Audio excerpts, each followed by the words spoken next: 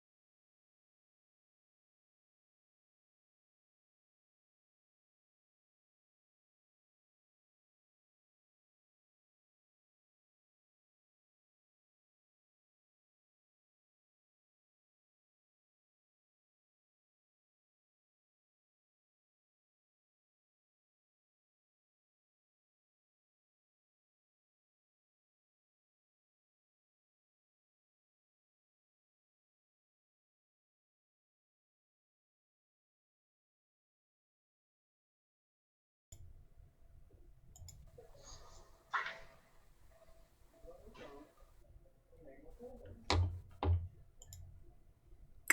everybody, welcome to episode 10 of the Dungeons of Castle Blackmoor. And I am Tad Kilgore, your, duty host. And we are here to talk about a bunch of different things.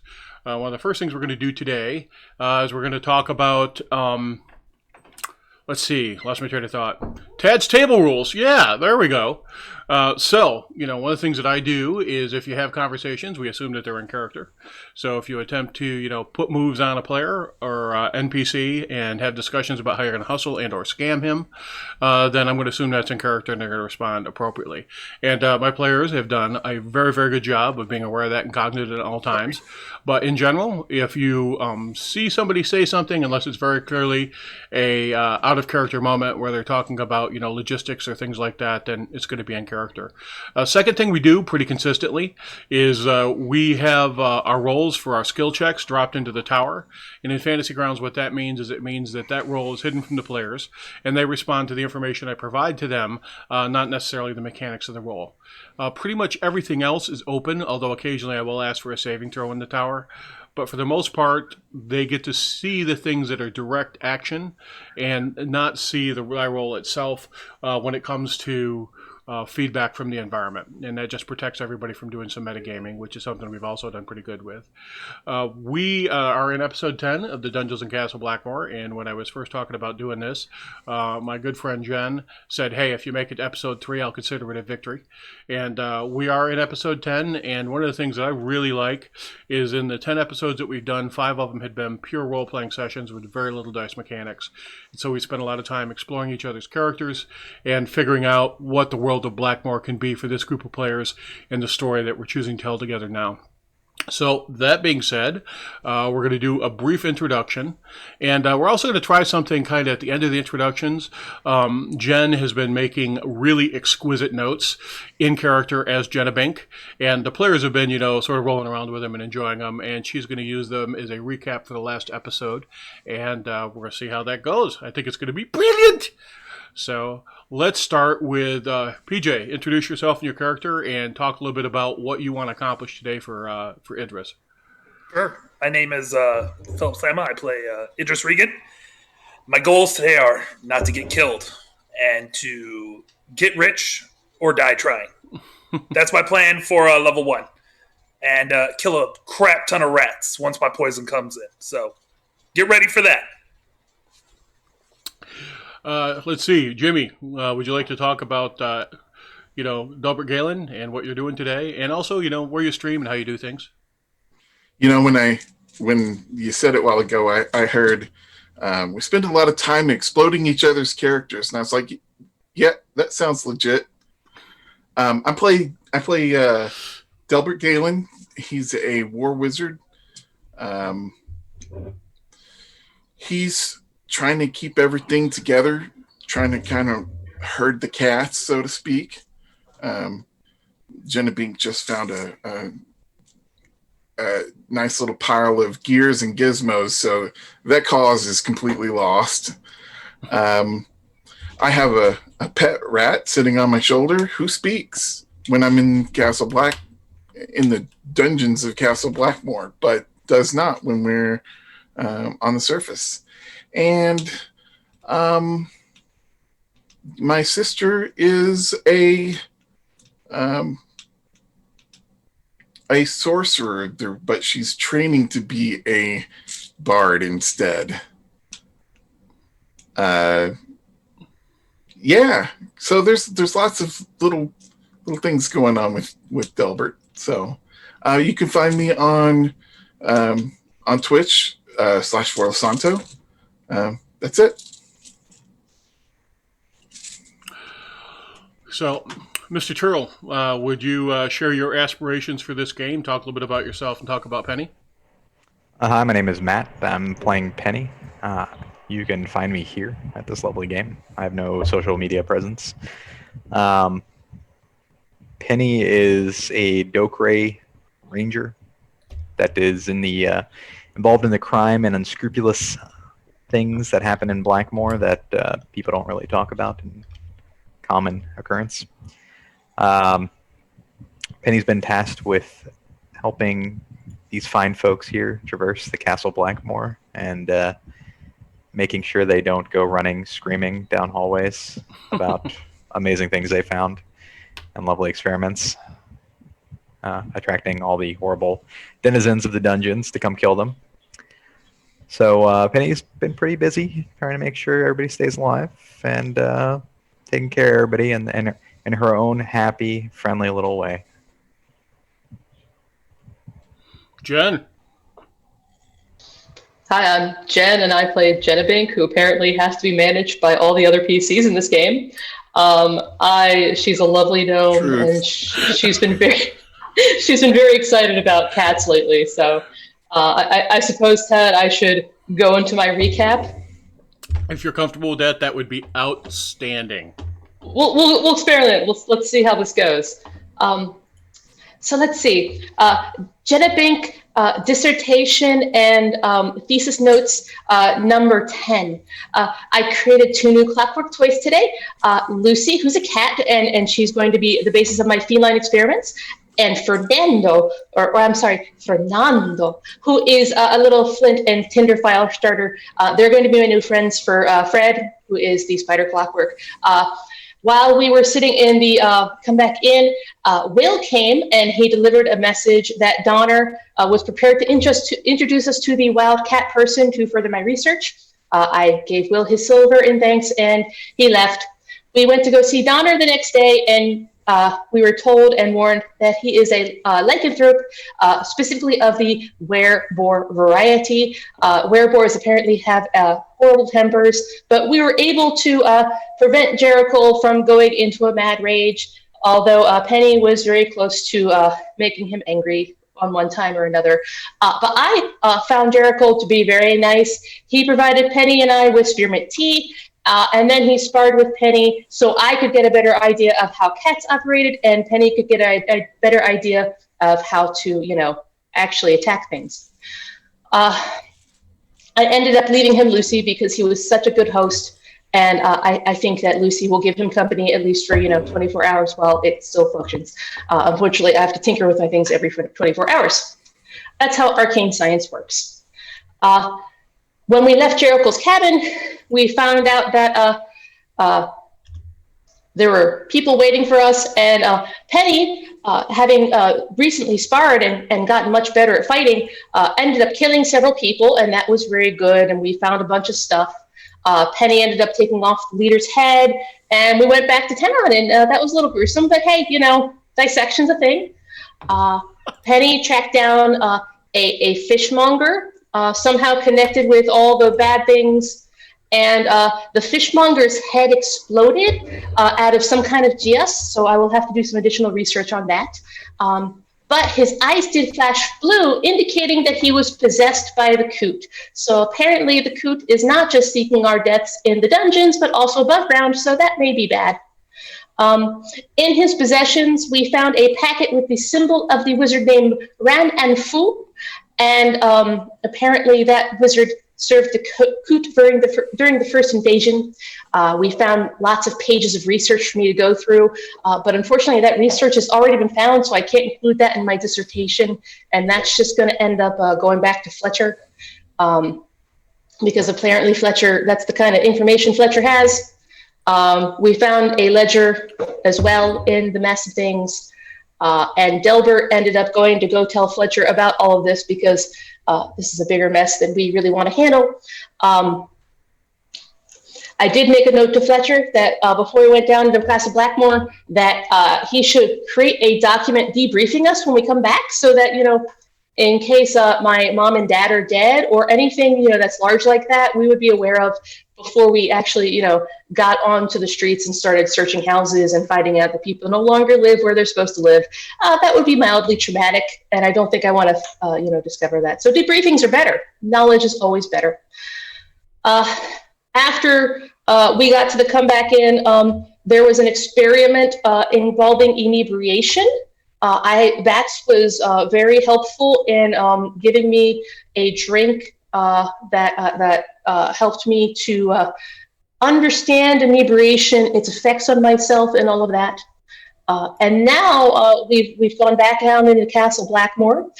Surprisingly, or maybe not, Quickfoot talks again. He was he was very disappointed that there are no lady rats at the Galen estate. So apparently Galen will have to get lady rats for him next time we go up. Regardless, the first thing that we encountered in the dungeon was a room of clockwork servants and a watchman, which was so cool. I was able to watch the arcane science in action, and it has given me so many ideas for how to better construct a vicious rat-killing beast of death.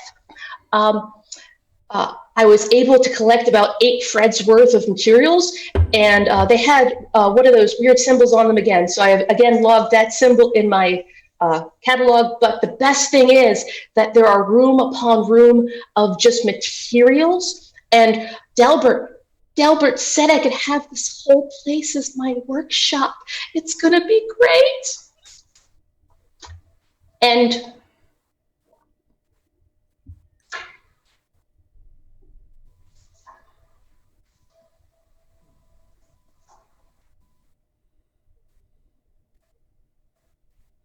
Why, that was outstanding. So, last week, we were up on the surface. We went through a lot of challenges. We ended up having some pretty good times, and then we descended down. And right now, we are at sort of ground zero here at the Dungeons of Castle Blackmoor. I believe you chose to, were you getting ready to take a rest, I think was the conversation you were having. You had explored the rooms down to the south, and you'd actually seen that when you came in here,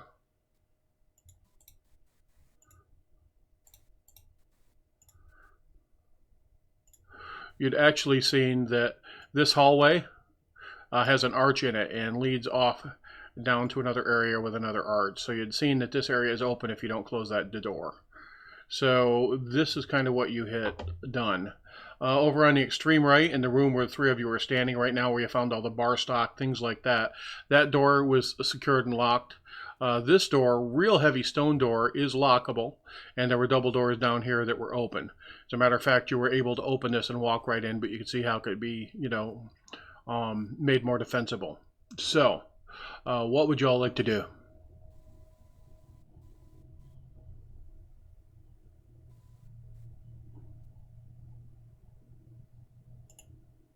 We can take a short rest if you want. Let Jenna catalog what's going on up in here. I was going to say, Jenna Bink is totally about turning this into her workshop. Delbert's suggestion has now become the thing. So she's going to tidy up. She's going to, inventory. She's going to try to make sure that she knows where all the ins and outs are. She's obsessed.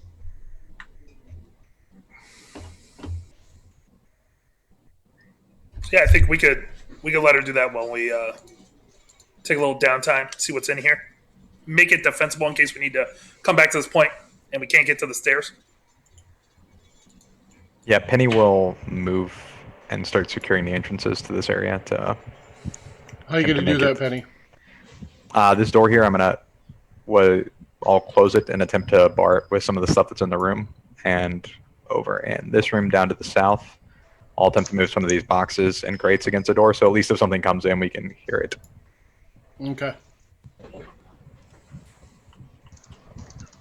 Give us ample time to... I'm going to use a hit die. Get prepared. Did I take any damage? That's a good idea, P. So you're taking a short rest in here? Yep. Okay. Oh, yeah.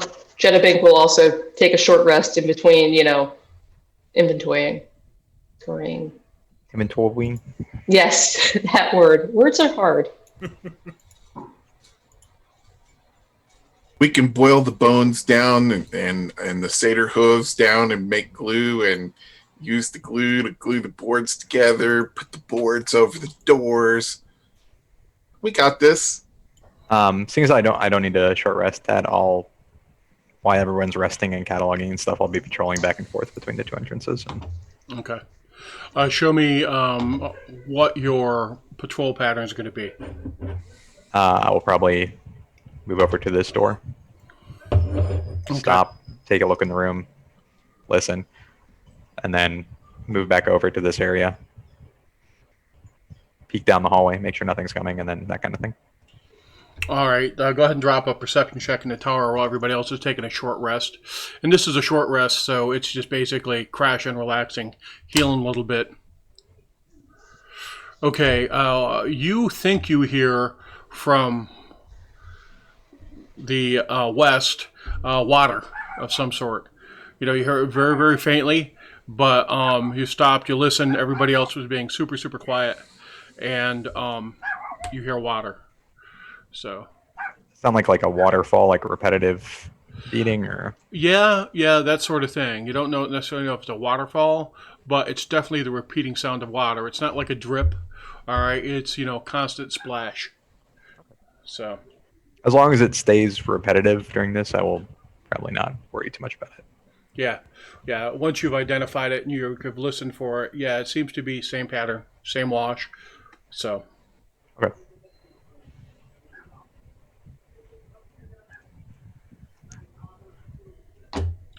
Let me give you guys that short rest.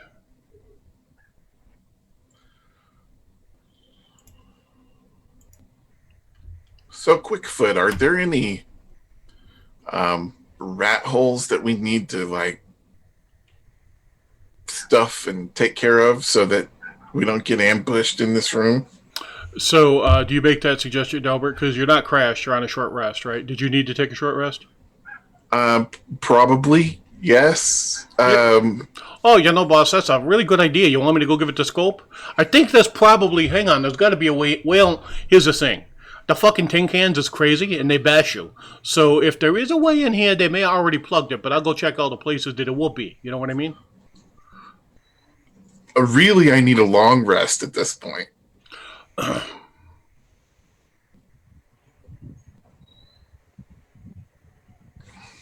On account of having spent my spells to make sure that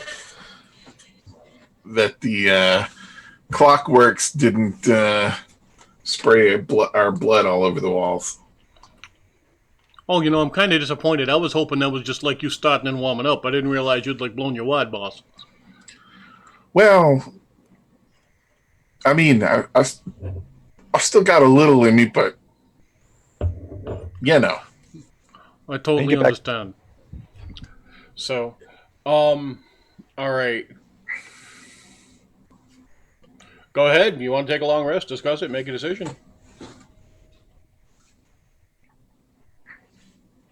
Well, I'm all for you scoping this thing out, maybe setting up your little workshop. In the meantime, there's a pallet here, and I'm going to lay down. I could stay here forever. I bet you could. All right. You just might. So, I don't know about the rest of you guys, but we really don't know anything that's around here right now. So us sleeping for a very long time could potentially be bad because we have no idea what's around us in any of the rooms adjacent to us. I agree with Penny. Even though you have a union job with the Wizards Cabal, that doesn't mean you get to lay around. I'm telling you, I'm not going to be as much use to you as I could be. Oh, but as I calculated, you can still do, several things repetitively, but just at a lesser, Right. efficiency, shall we say. Whereas I have a hammer, and as I am discovering, hammers are constantly effective. Yes, everything starts to look like a nail. You just bash this one, then bash this one, and pretty soon you forget about the screwdriver and the stripping tools. I mean, I just had it wasn't a nap, but for me it was a nap. I mean, inventorying things is kind of tedious and boring, but at the same time refreshing. So I'm ready to go, exploring with Penny if that's the case. It sounds like the tribe wants to put this to a vote. And I pull out a bone I took from the pile over there. I go, this is the immunity bone. I am immune from this decision. I will not take part in it. You will not put me between Delbert and the rest of the party, so the vote is up to you three. I await the tribe's decision. It's funny because I could have sworn that my mother and father have done that game before. Whenever they're trying to choose dinner, they're like, immunity bone, you have to choose. And they're like, no, I have the immunity bone. It's like, that's not the real immunity bone. So anyway, Idris goes and grabs another bone out of the pile and goes, this is also now known as the speaking bone. Whoever has this can talk. Here you go, Penny. I believe you all may have suffered some substantial brain damage during the last encounter, and perhaps you all should take a quick rest.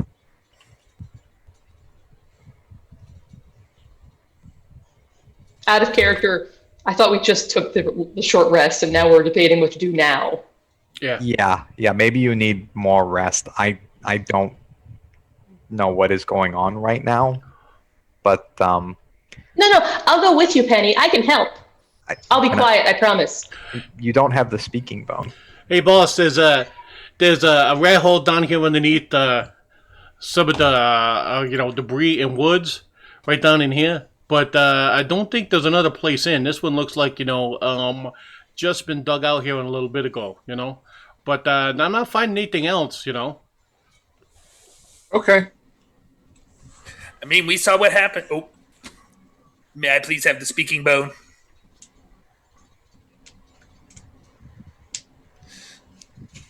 I take both halves. Thank you for making it possible for more than one of us to talk at a time, Penny. You truly are a visionary of the times. But, I mean, would you really want to stay here? Those rats were clearly overpowering for almost everybody in this group except myself. I believe I fought 2 entire rat swarms. Off. You wouldn't want to be here by yourself, Delbert. That's not a good situation. That's not a good look.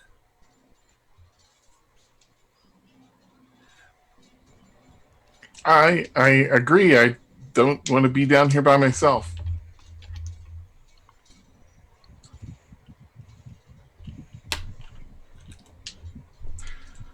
Luckily, I've got Quickfoot with me.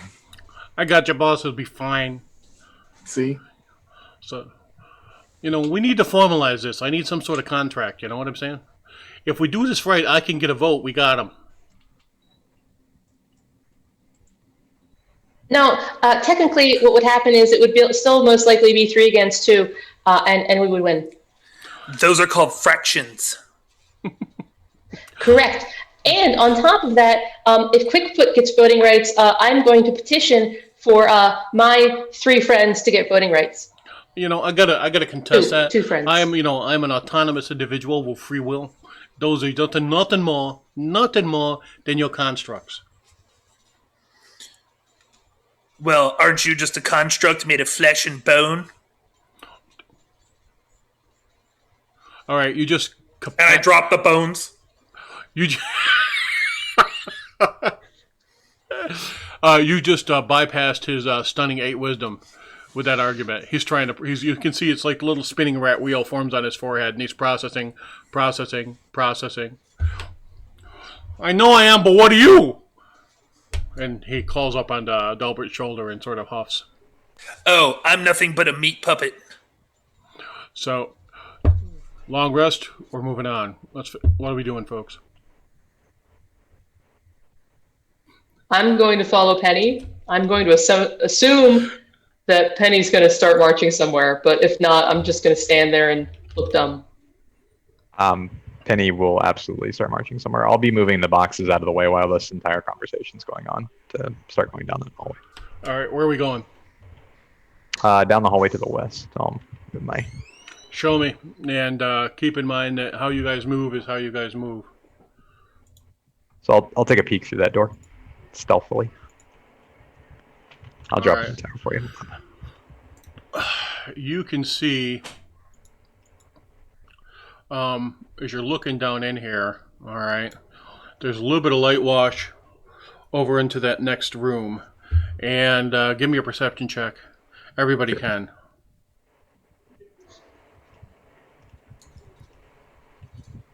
Okay. The water sound. Oh, damn, Idris. Yeah, you guys hear it. All right, so the water sound is coming from over here on the other side of the door, and you're just at the edge of your light right there. All right, but the water sound's coming from out in here.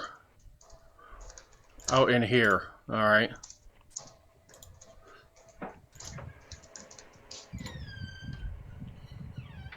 All right. You stop. You listen. Penny is silent. The rest of you stop moving. All right, Penny, go ahead. This door, I'll take a look at it, see if it's locked and or trapped. That's actually an open archway. Oh, okay. Well, then it's hopefully not locked or trapped. All right. Are you carrying a light source with you? I think we have the light behind us, right? All right. Well, when you look in there, you get about that much spill, and it's dim light. You can't see super well, but you can tell that the hallway is stretching away from you, off into the distance.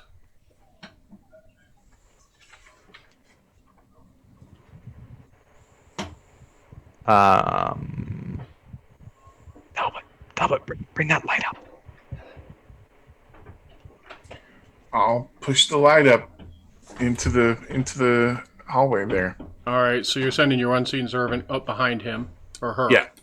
All right. That gives you, and the back end of the room is lit dimly.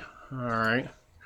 But you can see some debris. Looks like there was a collapse from the ceiling, and there's some puddles of water in here.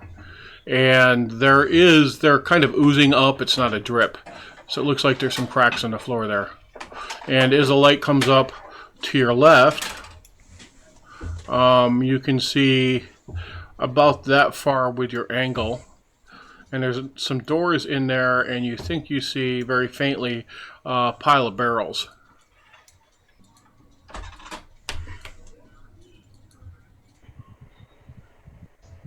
All right, I will move forward and attempt to see if I can look and wave everyone behind me.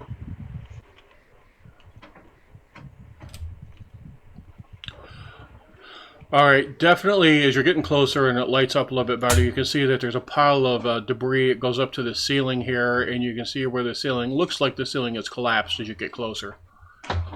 So this room, it's interesting. It looks like the rocks have been piled very specifically in much the same sort of pattern you saw for the debris and the bones over in the that larger chamber. But room appears to be empty. Just piles of water and all that debris. What would you like to do? I'm definitely not going to go search through the debris, because that sounds dirty. And there is, over here on your left, just for reference, there is another archway that appears to have, when you're looking over there, appears to be plugged with debris also. Are you looking in? You looking into this other room? Yeah, I'm going to go into the other room. All right. There are what looks to be hand carts to your left around the corner. Piles of barrels. Go ahead and give me a perception check. Sure. All right. You hear water from, definitely up on the other side of this door right here. Like, same thing, same type of dripping, or? It's steady. Sounds like, falling water. And this door here, you were thinking you guys saw this. You chose not to come here. This is the big double doors that you guys saw when you were heading down towards where you found the area with the spiders. Okay. So, to be clear, did Jenna see Penny, thoroughly investigate those piles of debris, or was Penny doing more of a perimeter kind of thing? Penny specifically did not search the piles of debris. Okay, Jenna is totally going to search the piles of debris. All right. Go ahead and give me an investigation check, Jenna.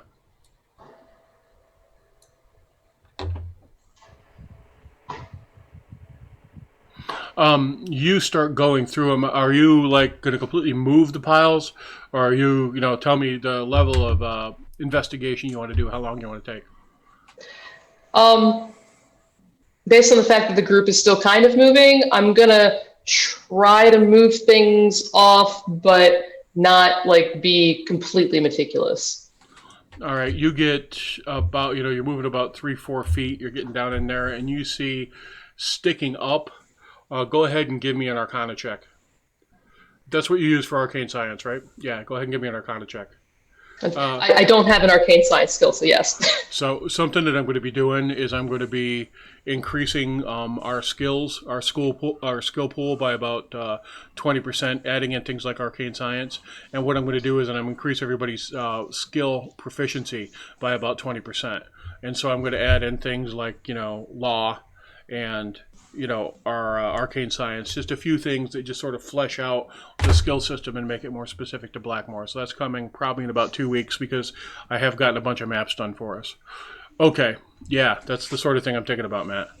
So anyhow, you see, looks like the fragment of some sort of clockwork creature.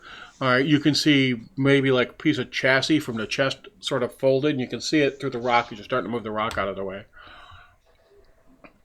Oh, and I realize that I'm starting to make too much noise, so I start whispering, and then I start trying to dig it out, very focused. Jen, if you want to do in instances like that, a self-imposed DC 10 will save to not go like, oh my god! I totally get that. I think that's a good character approach to it. So, all right, so Delbert and Idris, I'm assuming you guys are still in the room. And Penny, your passive picks up her starting to squeak a little bit, although she tries to contain herself. And she's moving stuff. I rat her out, and I'm like, hey guys, it looks like there's more mechanical shit in here. I think we're going to be stuck here. You better get ready for another short rest. What are you doing, Jenna? I'm trying to pull it out so I can at least identify it. All right, you dig through this and you pull it out, and it looks like. Go ahead and give me another Arcana check.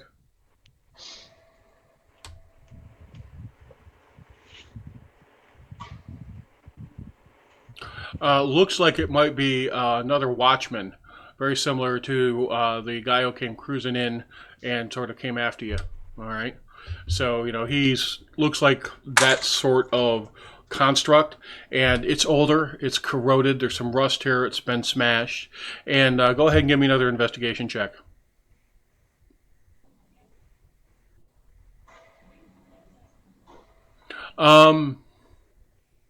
You think, there might be more stuff back underneath the rocks, but in the area you've investigated, you found this guy, and he's been crushed clearly by the falling rock. So the ceiling came down on him and completely shattered him. So clearly his GM hated him, and the rocks fell, and everyone died. Okay. So people don't always make their saving throws. I will. So, did you say that I can tell that there's more stuff in the debris? There might be. You're not certain. You've dug through it in the area that you cleaned, which is basically the 5 foot by 5 foot area directly in front of your character. You're pretty certain that there's that's been cleaned, or that's everything. And as you're moving through stuff, one thing you are noticing is as you've been shifting stuff, the rock pile has slid a couple times. Okay, I'm going to go back to Penny. And whisper to Penny, "Hey Penny, I found all kinds of cool stuff, but I'm gonna be good. And since this is all my workshop, we can just say that this is also part of my workshop. And I'm gonna I'll look at it later so we can keep looking. But I'm totally coming back here, like when Dilbert wants to sleepy sleep." Okay, you can do whatever you want when Delbert wants to sleepy sleep, but right now, we're making sure there's nothing here that wants to stab us, okay?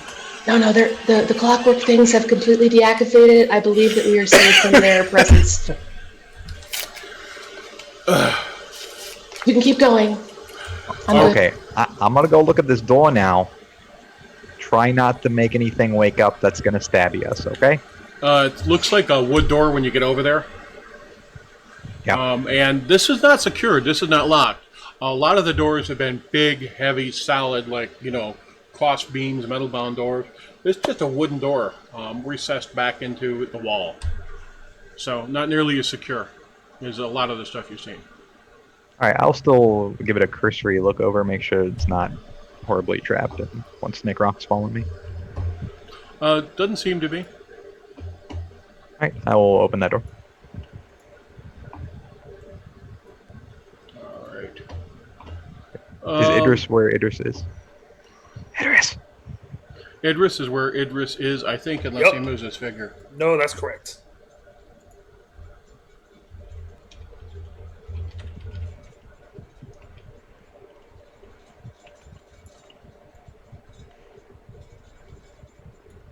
All right. Okay, are you popping in that door open? What are you doing next? Yeah, I'm gonna open that door. Yeah, I moved myself so I can have a better line of sight for whatever is through the door in case I need to help Penny. All right, Penny. Assuming that the light source has moved up with you. Oh, you've got your bullseye, and then there is the unseen servant carrying Delbert's lantern, correct? Correct. All right. So, Which is also a bullseye, but yes. looks like there's a hallway that runs up there. That connects to the other room. Yeah, absolutely.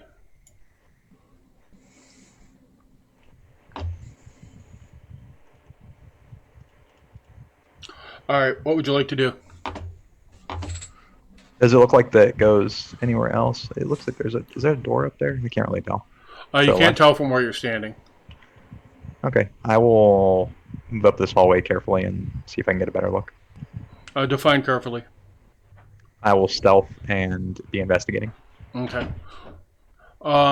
You can hear water on the other side of this wall, and as you get closer, you can see that debris has fallen, and there was an archway over to the left. You think you could probably swirl up and into the room if you wanted to, but it's going to be hard. It's going to be hard to not make noise because you're going to be climbing on loose rock.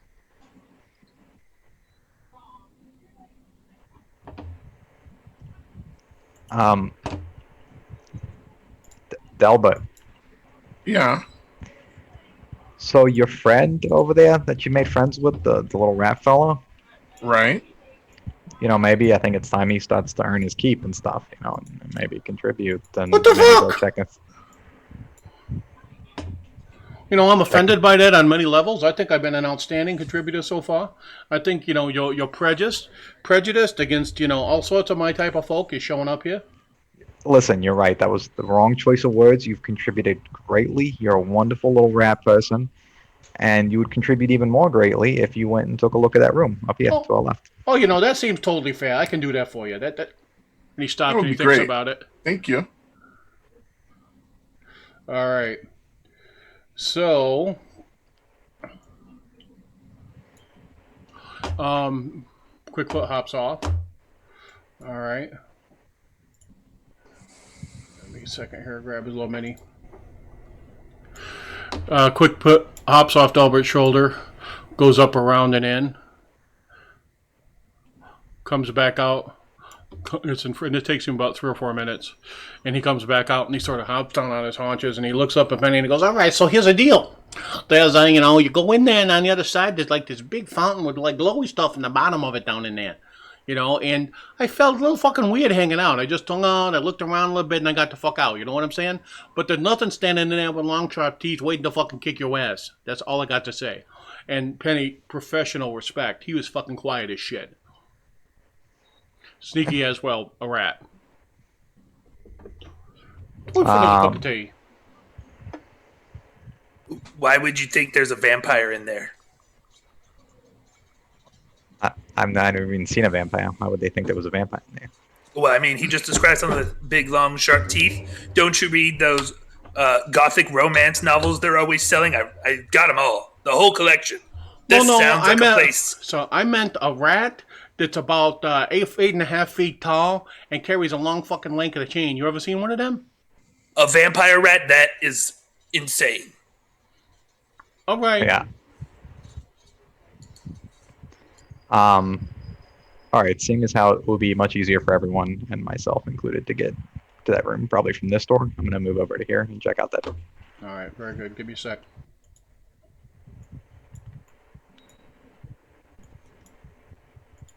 I'll drop you an investigation in the tower. No problem, man.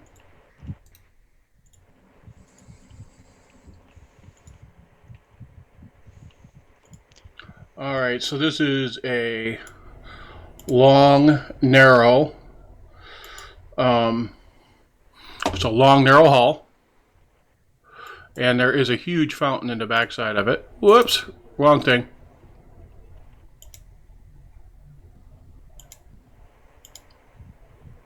My architect sense is tingling.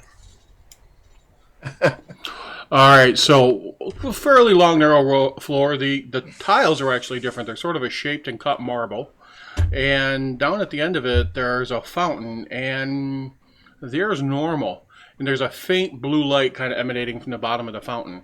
And the water seems clear, and it's swinging and bouncing and, being awesome.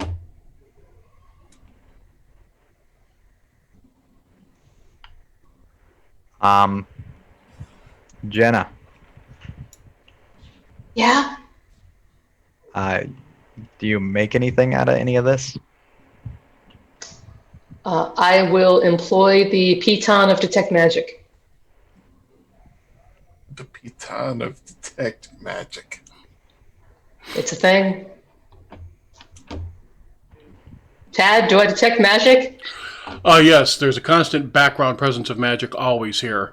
And directly in front of you, you are seeing alteration magic, you're seeing conjuration magic, and it's really fucking intense. And there seems to be, you can't see it from this angle, but there seems to be things swirling around, glyphs almost. You can see, when you look at it with a detect magic, you can see like symbols reflected from the light on the ceiling, although you can't really make them out from this distance. Hey, Penny, can I move up there because it's really hard to see from back here. It's kind of awkward. Yeah, go ahead, Jen. Just Okay. Scream if anything tries to muddy you. Oh, By okay. scream, I mean make a very muffled cry. I'll scream in my heart. Apparently, that's a thing now. Yes. I have changed vantages. Can I see anything better? Yeah. Go ahead and give me a. Go ahead and give me a perception check.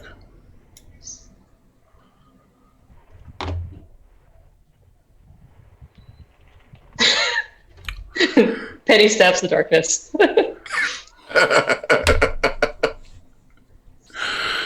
All right, I need to fix that, obviously. It is, you can see, you're looking at it, and you guys are both focused on it. You can see what looks like, man, maybe it might be the symbols you've been finding on these creatures. All circling around this fountain? Yeah. And now what you need to do is, hang on a second here while the DM does evil shit. Delbert, did you actually go in the room? Earth, fire, wind, water, heart.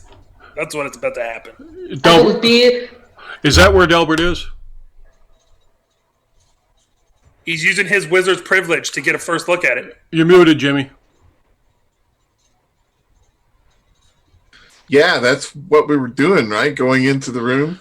No, we were standing That's outside what the door. you were doing. Yeah, you guys would have said, "Hang on," right? Yeah, I would have been in the doorway going.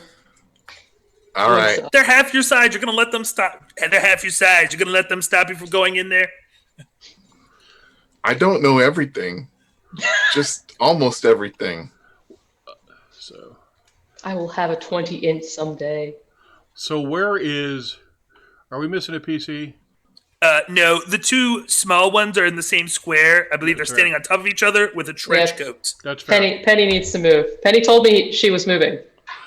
So you There guys we check go. it out. You guys check it out, and you look up in there, and yeah, you can see. All right. Penny, you've looked out on the floor and stuff when you came up to the doorway. So this is kind of what I see happening. You dropped on a knee, and you're looking at the floor. You're looking for tripwires. You're looking for glyphs when you did that, right?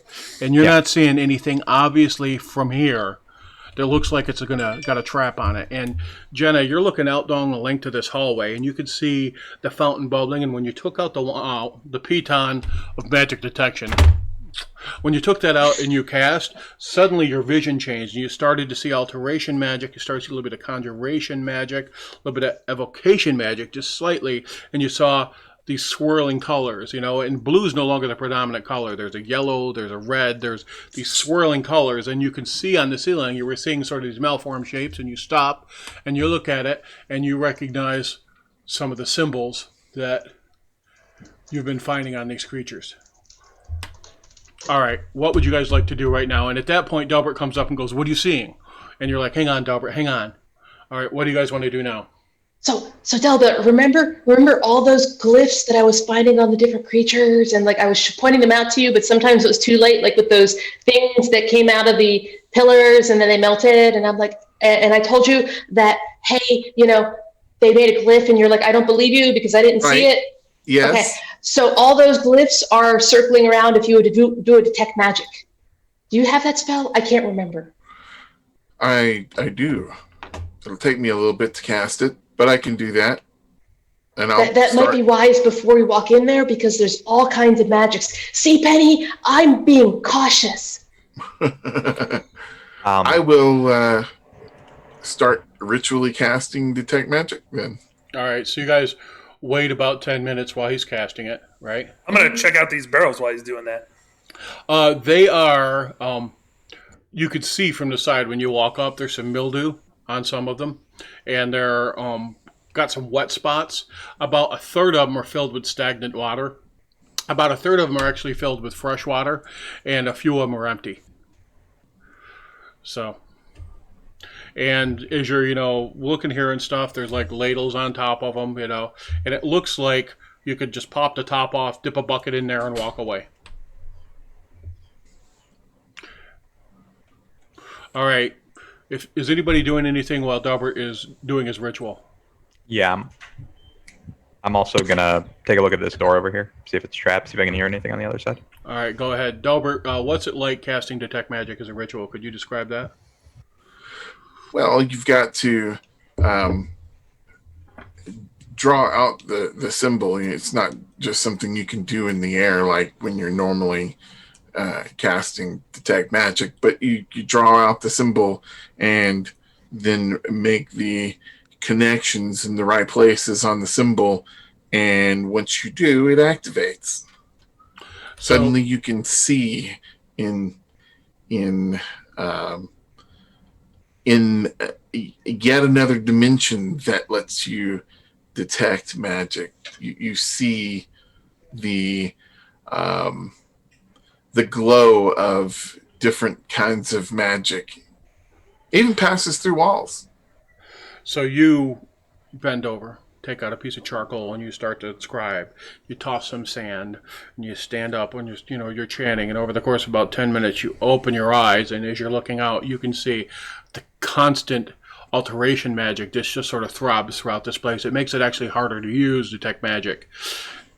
Here that it is on the surface, and your vision changes, and you can see faintly through the wall the different sorts of magic that are on the other side. Some evocation, some conjuration, and a really intense source of alteration magic. What do you do now? And Jen, what's the duration on Detect Magic? I want to say it's a minute. Okay.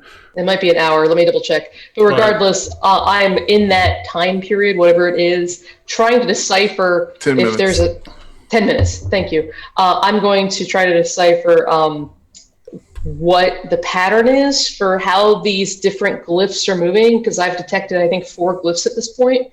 So do they have a pattern? What's happening there? I'm going to call that an investigation check because you've already identified what they are from the Arcana.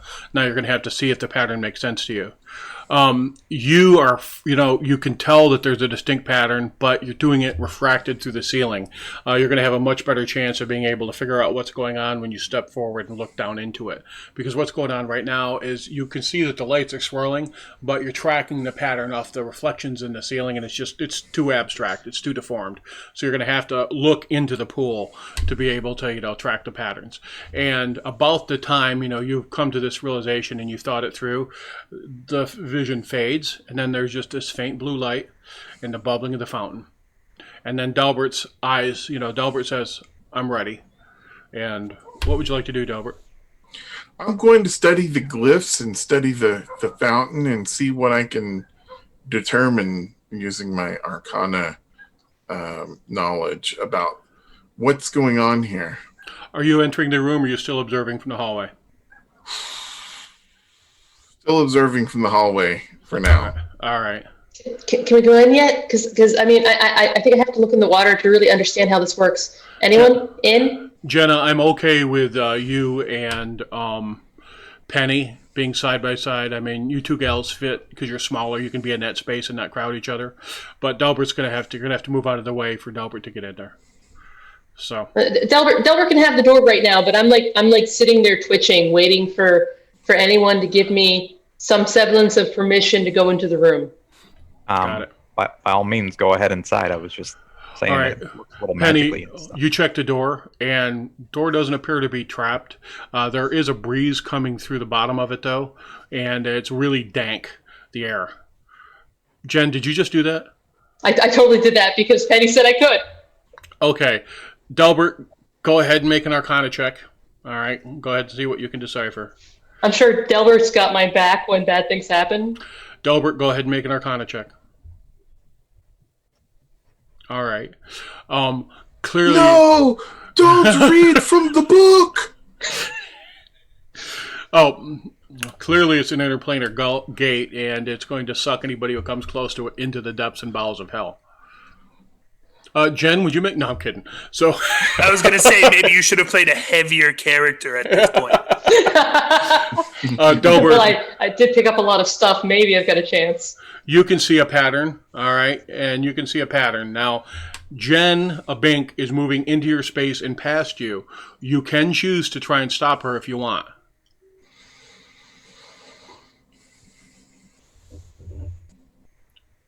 No. I mean, Jen, you don't have a detect magic up now, right?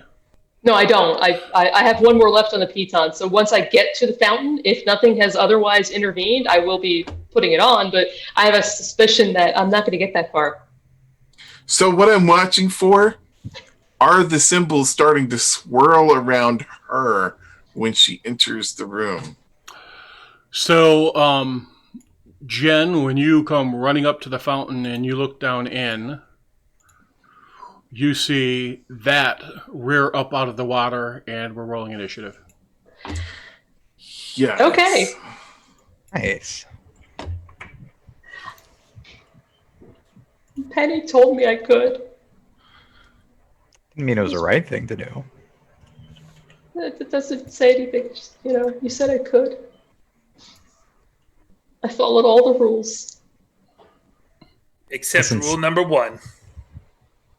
Stay behind everyone. Look at my great initiative. Best initiative ever. I'm going to die. And then Penny was no more. I've claimed dibs on her workshop. I didn't and Jenna, but all right. I mean, we all look the same. Delbert From this sees side, yes. All right. Jenna Bink goes forward. She goes running up. She looks down in the pool, and this head rears up out of the water. All right, and it's this tall column of water that has shape and form, and its mouth opens up and it lunges towards her. And Jenna Bink, would it be appropriate for you to scream? Absolutely. All right. So you heard Jenna Bink go. Go ahead and scream, Jenna Bink. Yeah. Ah! I believe she's found a new research project. We should close the door and leave. That's just me. Okay. Top of the order. Penny, you hear Jenna Bink scream from around the doorway. What do you do? We'll immediately pop into the door. All right. And you see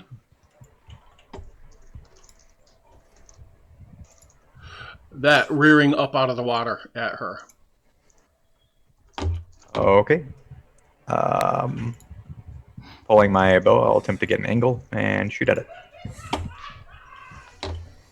Go for it. It is not acted yet, correct? It is not acted yet, no. All right, as a bonus action, I'm going to cast Hunter's Mark, and then I will shoot at it with advantage.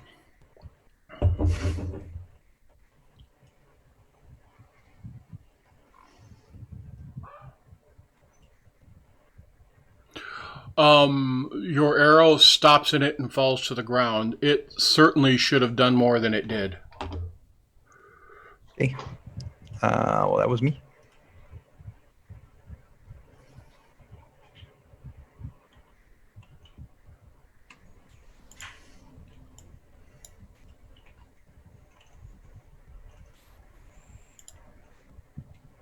All right, first thing, reaches out and slams Jennabank and engulfs her in water. And she is hurt substantially. And it attempts to pull her into the water. And wraps her up in itself in a cocoon, and you see it hit her. She drops down on her knee, and blood flies out of the side of her face because it hits her so substantially, and it wraps her up in this cocoon of water and starts to back into the water. I would like to roll it. I would like to have inspiration on the last failure. All right, I will drop it on you again because that's absolutely totally reasonable. Because that was an auto effect. You didn't get a chance to make that decision. I'm dropping it on you again. All right. It starts to pull on you, and you grab hold of the bottom of you wedge your hammer underneath the bottom of the fountain, and it's starting to tug on you, but you manage to get your face clear so you're not totally covered by the water, and you're like, help! As it's trying to drag you. At this point, you're grappled, but it doesn't have you completely engulfed in the water, and it's trying to drag you into the water. Bad decisions. Delbert. It's just experience in a better form. All right. I'm going to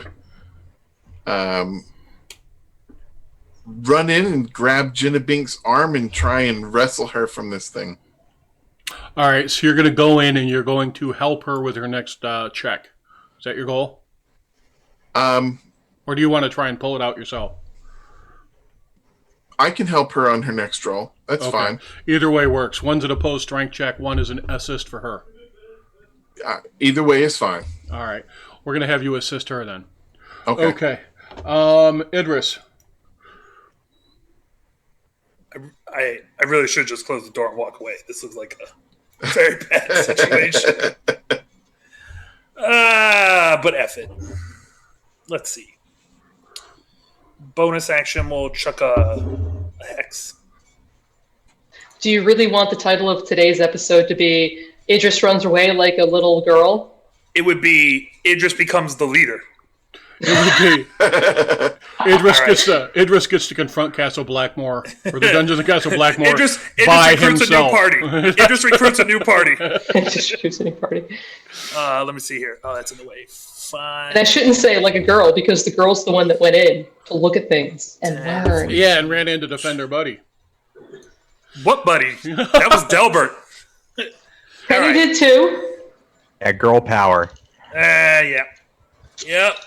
Yeah, we're going to need to have some warlock power. Oh my god, the soundtrack's throwing Spice Girls at me. Fuck you all. All right, so Hex, chuck that on him. I don't need to cast anything there. That's the bonus, and I will swing on him.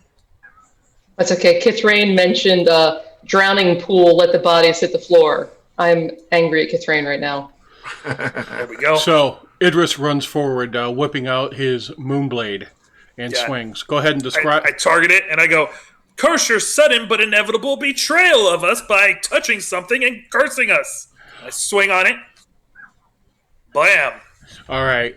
You drive your sword directly into it, and you do it over where it's got a hold of Jennabank, and you tear to the right. And when you tear to the right, the chunk of it breaks loose, and it actually looks like blood starting to spatter out of it in terms of the pattern that it takes. Anything else you'd like to do this round? No, that is all I can do. Quickfoot comes to the door, looks in, and says, "Damn." All right. Jennabank. So, from a mechanics perspective, am I entangled? Can I move? What's the dealio? You're grappled. I'm grappled. Okay. And Dilbert is currently helping me to escape the grapple? Yes. Okay, so I would get advantage on that roll? That's correct, yes. I will attempt to do that. So that is remind me, what kind of check? You can do it through Dex or Strength, your call. And it's going to be strength. And it's just an ability check, not a save, right? Right. It doesn't really matter anyway. Okay. Woo! Jenna Bink pulls back, and I'm going to let you move back 5 feet because you broke the grapple. All right? So you pull back and away from it. Penny, it's up. You're up. And you see Delbert grab hold of Jenny, and Jenna push off, and the two of them come staggering back away from it. And she comes out of this pillar of water, and pieces of water flies in all sorts of directions. All right. I will attempt to take a shot at this thing again with the cover. So I'll take the -2 and shoot at him.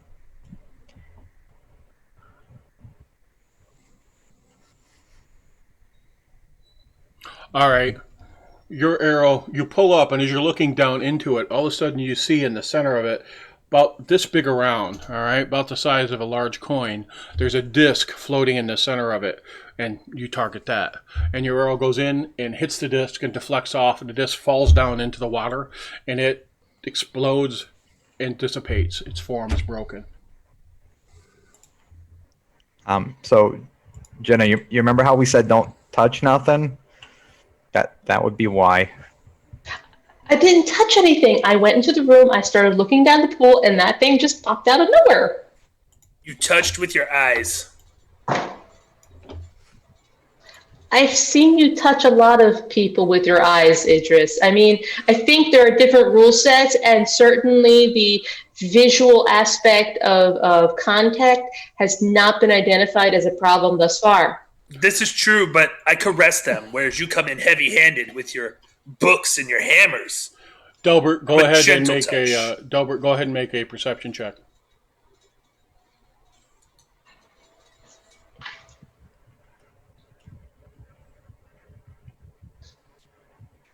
I'm gonna touch you with my eyes.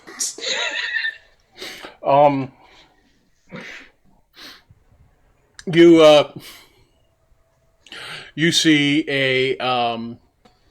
there's a change in the color and the symbols that are in the water. I mean, you still have your detect magic up, and when you do that, you can see, because you didn't cast another spell, so you didn't have to drop concentration on that one. Right. So you went and you see, when you look, you see just another color sort of get spun into the weave. Okay. I'm gonna piton It's a not magic. actually a concentration spell, I don't think. Yeah, it is. Is it? Detect magic is, and I'm going to piton a magic mine back. So hopefully, I'm seeing approximately what Delbert is seeing. You just got your teeth rattled, Jen. All right. So how does it feel to almost get killed in one shot? But research. Okay. That was Yeah, an acceptable answer. She's like, oh, that really hurt. Oh, this is cool. Like there was no transition there. So Jenna Bink's like, I'm not dead. Nothing serious is broken. That's smarted. Now, research, correct?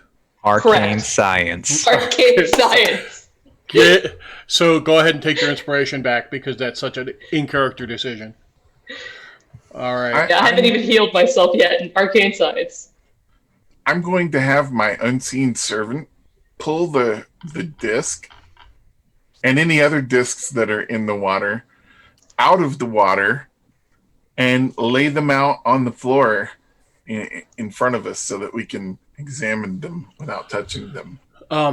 Your unseen servant gets to the surface of the water and pushes against it, and it's a force effect, right? Yes. It doesn't seem to be able to get through the water.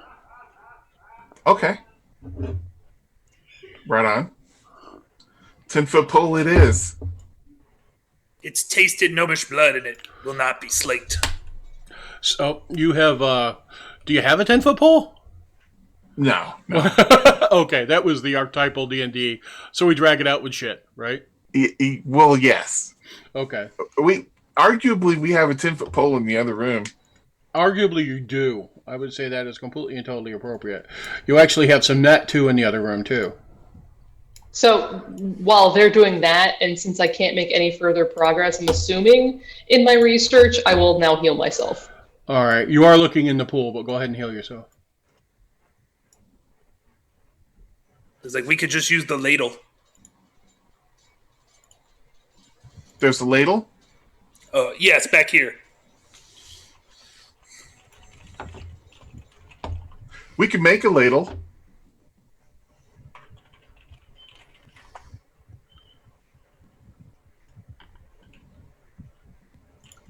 I disappear for a minute or two and come back with a rather long pole and the bottom half of the top half of a skull, and I'm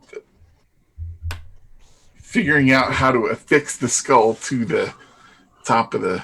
It's simple. You just take the pole and you shove it through the eye socket, jam it in good, and then just pull it out. I've done this before. Penny, watching two Hythonians try and build something like this is freaking hilarious, by the way. All right? So Delbert comes walking in with a long pole in the skull, and he's going like this on it, and Delbert's like, just beat it until it sticks together. So... Would you like me to try and do this for you all, since you seem to be struggling? By all means. I will attempt to rig something up with my thievery. Go ahead and you can use your Thieves' Tools proficiencies to make traps. This would be a fabricate, so that's close enough. So you step up and you take some wire out and you wrap it around the head, and you get the skull with the jaw off, so you could scrape with the teeth and try and catch it with the teeth, and you shorten the stick, so it's much easier to do it. All right, here you go, boys. Now, don't try and get yourself killed.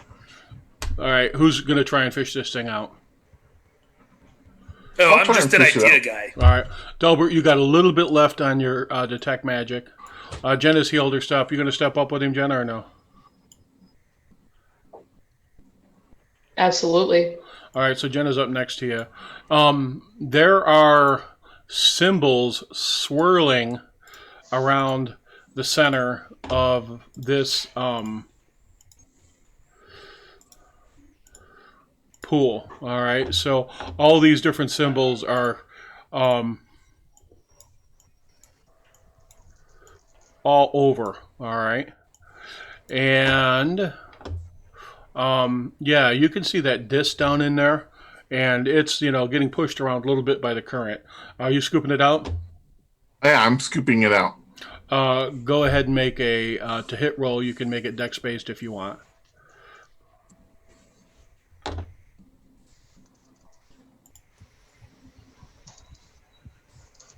Like just a dex check. Make an attack. Go ahead and make a dex check. That's fine.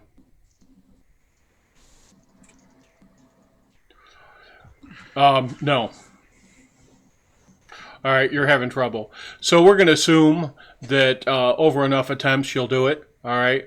So go ahead and roll again. You hear from the back, jiggle it, jiggle. All right, you scoop it up. All right. And you look down, and it's silverish disc. You're not totally certain what the metal is. We'll go ahead and make an Arcana check. Okay. As well, since I'm there. All right, so Jenna stands up next to him. I'm doing that annoying thing, like getting as close to as possible and like looking at everything you're looking at. Wow, so you have not, it's an alloy, and Jenna Bank, you concur. It's an alloy, but it's alloy you haven't seen before. It's a type of steel, you think, but it's not clearly, it's not tin, it's not silver, it's not iron, it's, and it's remarkably light for something made out of metal. And in the middle of it is, see the symbol that's labeled for all? It's that symbol.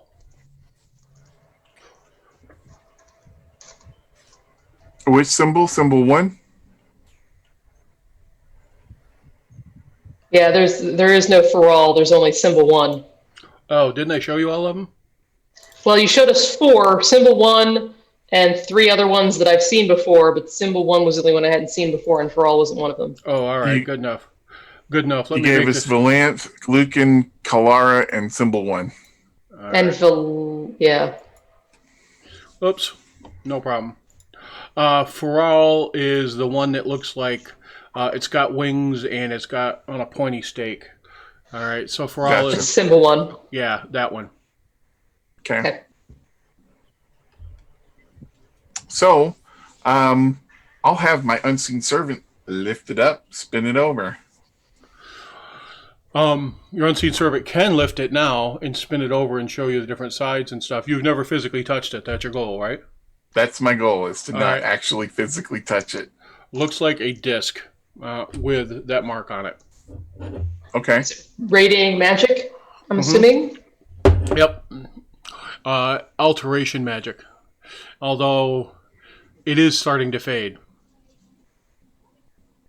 So it's not that my spell is starting to fade. The disc itself, the magic is starting to fade. Yeah. About this time, Delbert's going to run out of juice on his detect magic. Okay. Delbert, maybe we should throw it back in because the magic on it is fading. Maybe that's what we want. That's true. The thing did almost kill me. Jen, when you look in there, right? Mhm. So let's see. The symbol labeled Kalara is kind of gray. All right. So there's this whitish grayish light going around in the circle, and you can see the symbols all have that icon, and they're spinning, and they're all sort of feeding into the center of the fountain. And the symbol labeled Lucan is yellowish, and it's energy spinning around into the center of the fountain.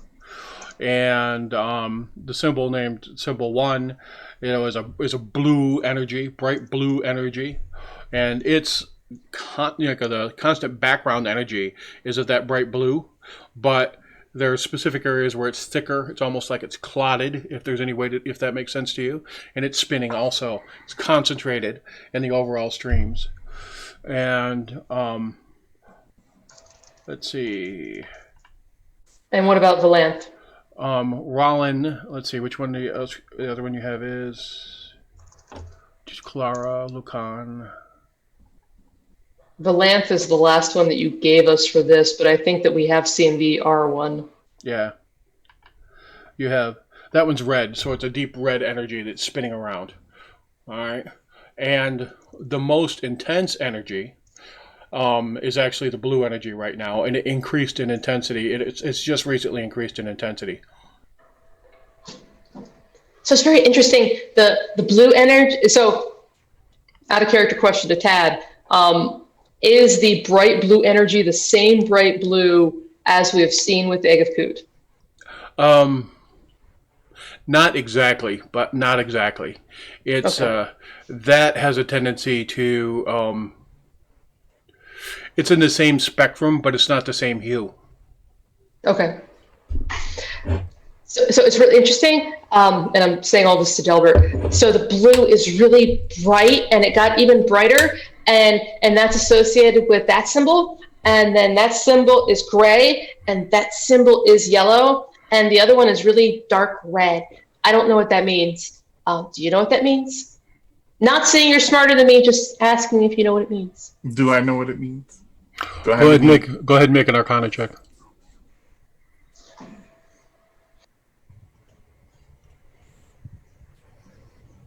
You feel like you're going to need more data. I mean, you can see that the patterns that she's describing to you make sense, but you just don't have a large enough sample of time to be able to look at the full pattern. That's your take on it at this time. Okay. All right. So, yeah, they're in there. Yeah, they're moving. Could that be true? Could what she be saying true? Yeah, but you just don't know. So what do you think? Should we bring this with us, or should we leave it here? Should we put it back in the pool?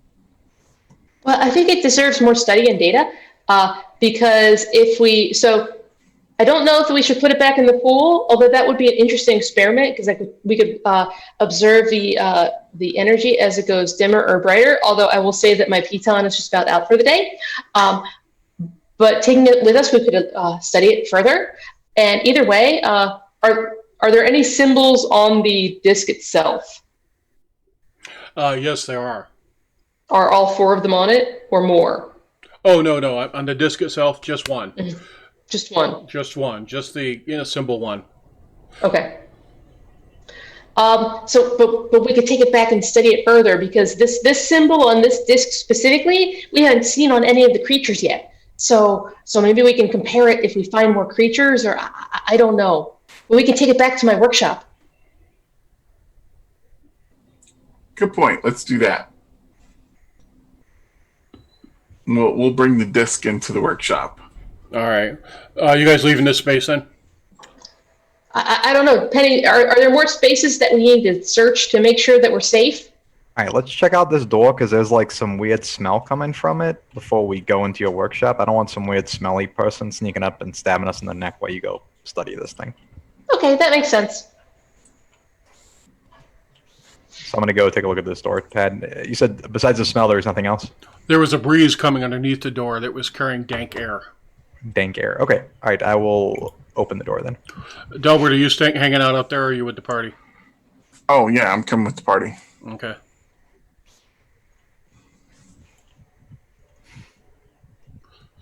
All right. You pop the door open, and that stairs going down. Ah, okay. So it's like the other thing. All right. So it's like the other stair thing that goes down with the bad smelling air there too. Right. Yeah, it's similar now that you think about it. So does that mean that we found everything on this floor except for that area where the rats were? No, there's still another area to the east of where your workshop is. Oh man, now I'm calling it your workshop too. Where the workshop is, that we have not explored yet, I think. No. It's fine to call it my workshop. It's my workshop. Okay. Well, if the previous owner ever does come back and tries to murder you, you can have that conversation with them. But I guess possession is 9/10 of the law. That's what Idris told me. This is true. That is Yes, what... and 100% when it's spiritual possession. I don't know nothing about that. Maybe that's one of those comic things you've been reading. I don't know. Maybe that's a warlocky thing. I don't know. Oh wait, are we not supposed to talk about that? Whatever. Probably not. So We can talk about it. We can talk about it amongst ourselves all we want to. Quickfoot hops up on Delbert, just by the way. Go ahead. So true. Penny, do you want to go look at the other door in my workshop first before we take a long rest? What other Why is door in your everybody workshop? quitting on us so early? It's not like you're out of spells, are you? Well, so there are plenty of things I can do, including smashing things with my hammer. But I am out of the really good things that make me, not die, or you not die, or him not die, or her not die. Maybe we should finish checking out that room with the trash before we take a little siesta. Okay. All right. All right, show me where you guys want to go. Lead on, Penny. To the debris room. Free room. Yeah. Up here? Oh, back there? Okay. Yeah.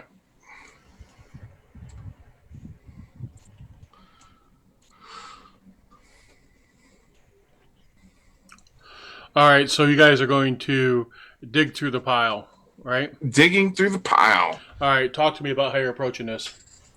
Unseen servant. I'm going to use that skull thingy he built.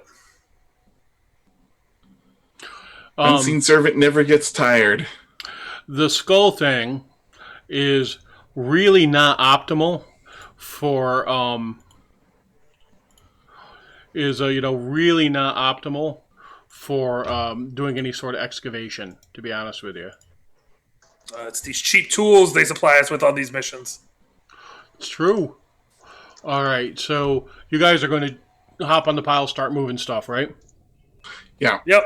All right. I'm going to try to do the archaeological thing and, push the rocks to one side, push the stuff that I care about to another as they're, just digging haphazardly, and I will occasionally... Wait, don't! Oh, but that's... All right, everybody give me an investigation check.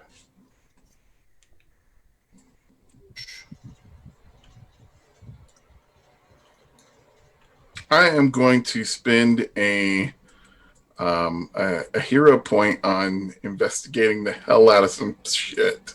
All right, go ahead.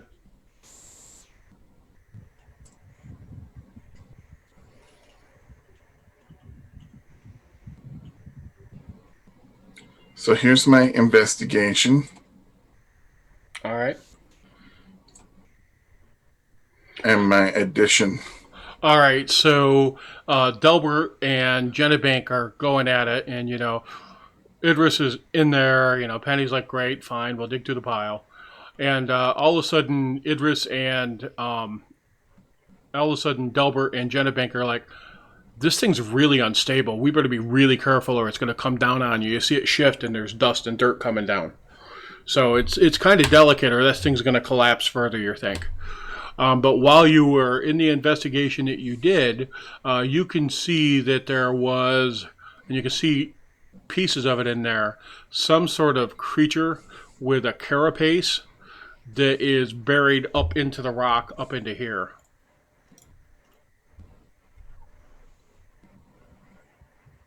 But the floor it's a little unstable. I mean, it could very easily come down on you.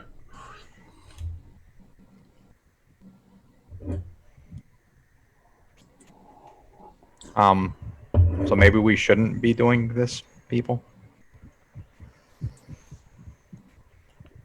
Can I figure out a way to shore things up?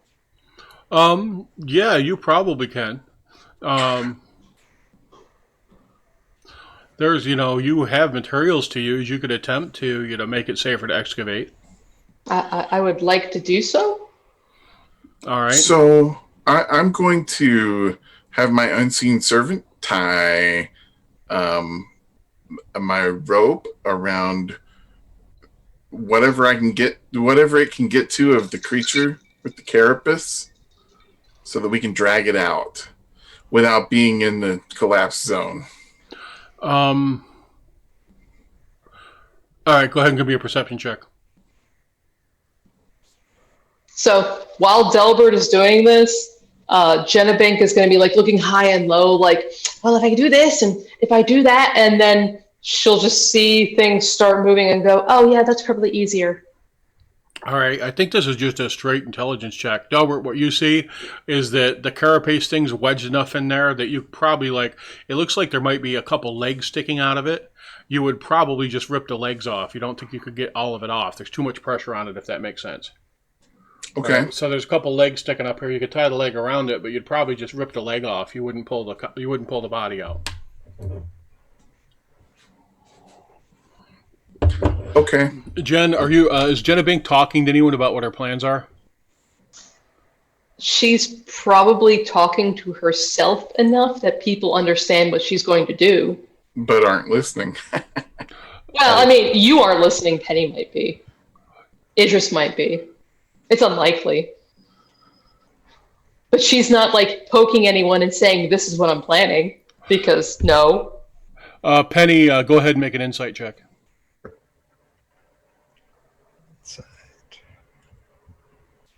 Oh, this is a good idea. You see what she's doing. She's got it figured out. She just needs help with the assembly.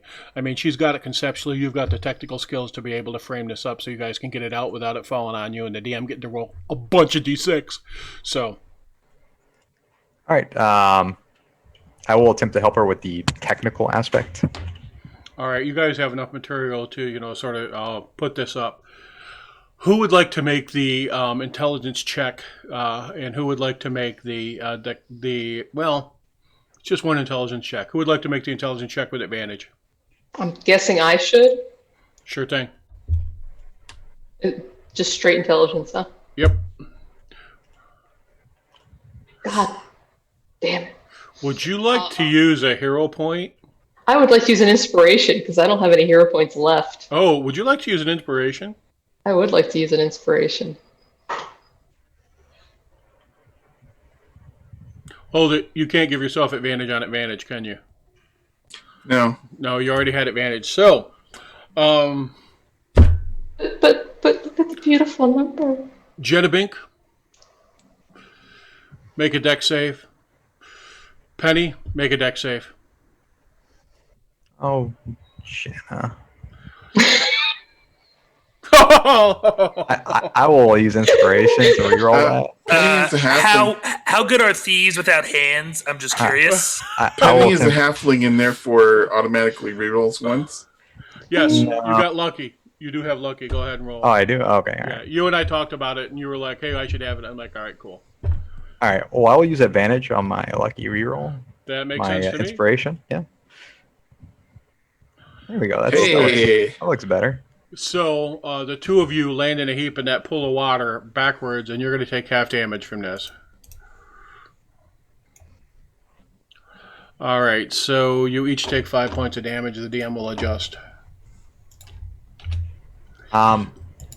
Jenna. So there's a hole in the ceiling, right? Yeah, there is, but it looks like it's much more stable now. All right, as everything settles, it buries everything, but it looks like it's much more stable now. And the design was good, Jenna Bank.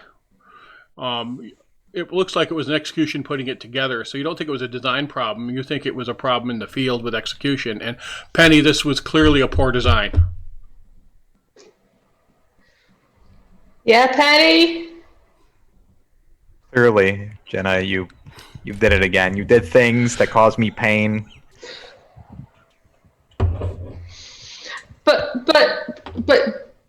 But I told you to put it there, and you were off by 3 millimeters. And What does it matter if it's there or there? It doesn't matter. no, but it totally matters because you see the weight point and center of gravity are right at that location, or we're at that location. But what do I see through the ceiling? We're moving rocks. It looks We're like back on the chain gang. you look up, and it looks like there was weight holding something up, and when it shifted, it dumped out, and there's like a plate of either shale or slate, some sort of sedimentary rock. You're fairly certain it's holding and cracked.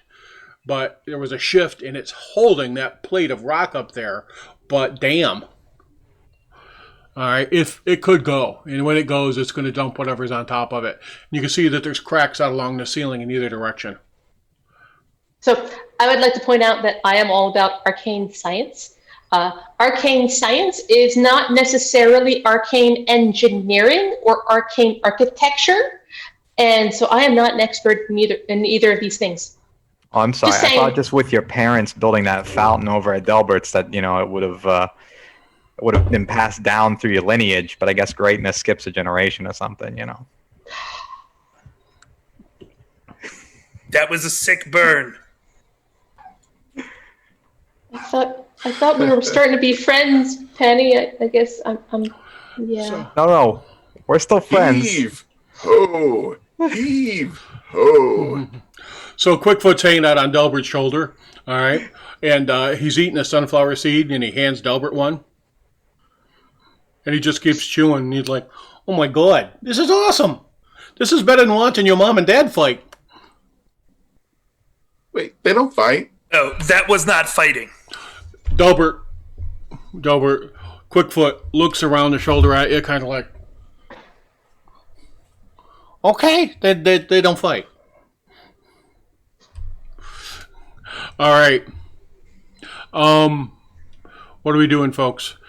You can get to it now. It seems like it's settled into position, but there's been damage to this area when it shifted and fell. Oh, that's fine. It's not my workshop that's falling apart. Theoretically, if we dig up, we should come out somewhere in Castle Blackmoor. And we don't need the gatekeeper at that point. We're in and out. And so is everything else that's down here. Wouldn't that be bad? No, we could funnel them in here and then kill them. Would we Take come all out? their things. Would we come out in our Castle Blackmoor? See, that's an interesting proposition. So, experimentally speaking, I think it would be very fascinating for us to continue digging upward according to Delbert's suggestion, so we can determine whether or not the space-time continuum or the planar shifts are affecting our being here. Let's do it. Keeping the debris flowing so that we can get to this carapace corpse. Oh yeah, one problem at a time. Can your unseen servant get to that thing yet? Because, I mean, No. most of the ceiling fell down. No? You guys are actually going to have to dig it out. Let's get to it. Okay, I'll keep digging. You guys spend about 45 minutes digging now, and the pile you can move the pile now. There's a plate of rock that's sort of wedged on the ceiling before, and the ceiling's got more of a bow, but it seems to be stable for now. And you're digging everything out. And you get down to this really bizarre carapace. It looks like the body of a spider, no doubt about it. Give me a second here.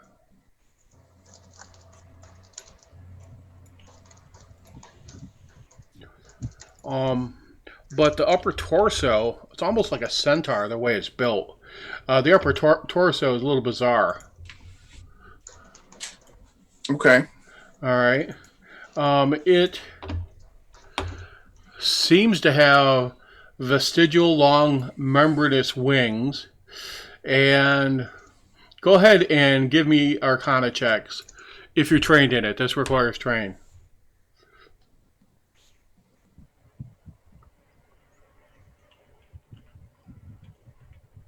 All right. I'll drop a point on that. Okay, go ahead.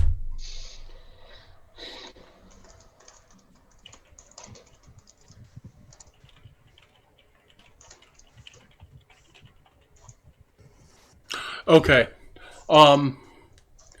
First of all, you think this is adolescent or a child version of whatever this creature is, just based on the way the chitin is shaped. And there's some scales here also, and they're sort of reptilian.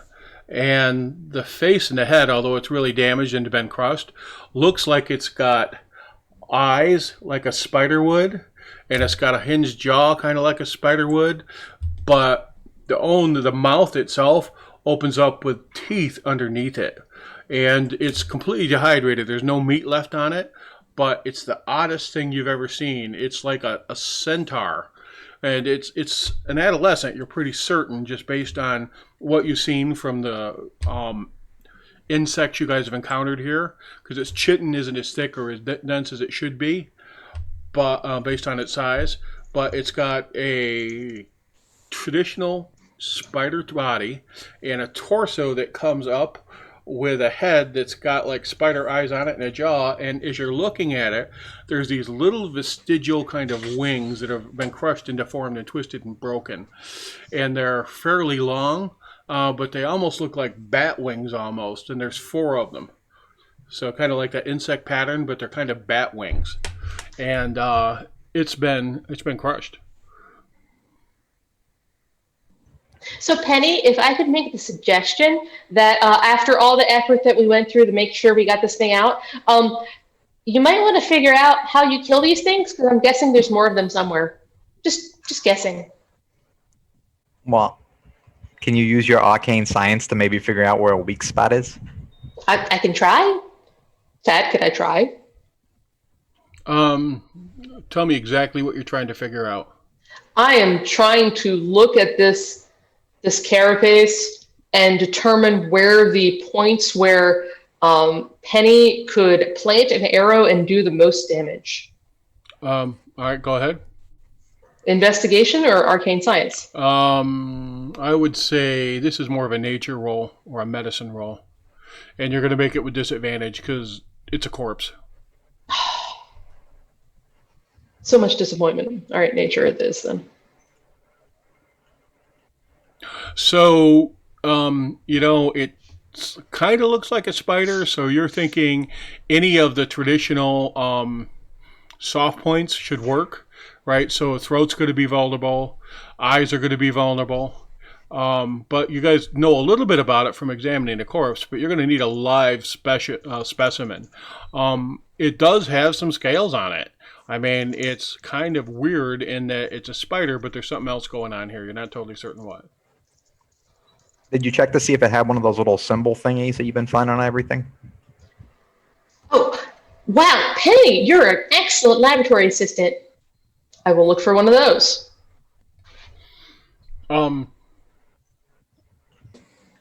There doesn't seem to be one. This must be one of those free-range spider horses. This is the Spider first thing we horse. found in here that has not had a symbol on its head. Go ahead and make an intelligence check. You actually hypothesized, you did, when you first fought the carrion crawler, that it was probably going to fade over time based on how you were seeing it change. So maybe they fade. Hmm.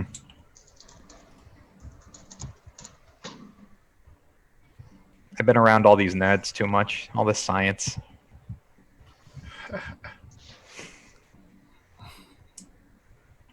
So, you guys want to do more excavation to the pile? It's medium sized, all right, but it's a big medium size, if that makes sense. It's not, it doesn't take up the equivalent of 4 squares. It's not 10 feet across, but it would completely fill a medium sized square. So Where's it's a just double big XL? thing. It's a double XL. I think that's a good way to describe it. Yes.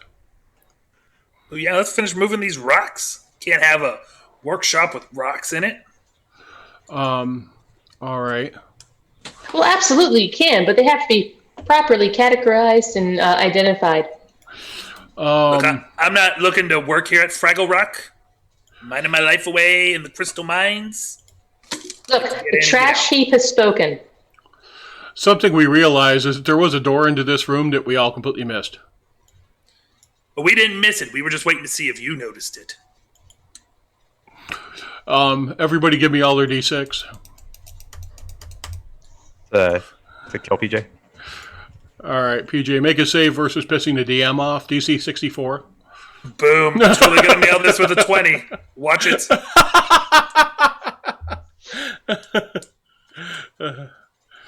All right, good job, man.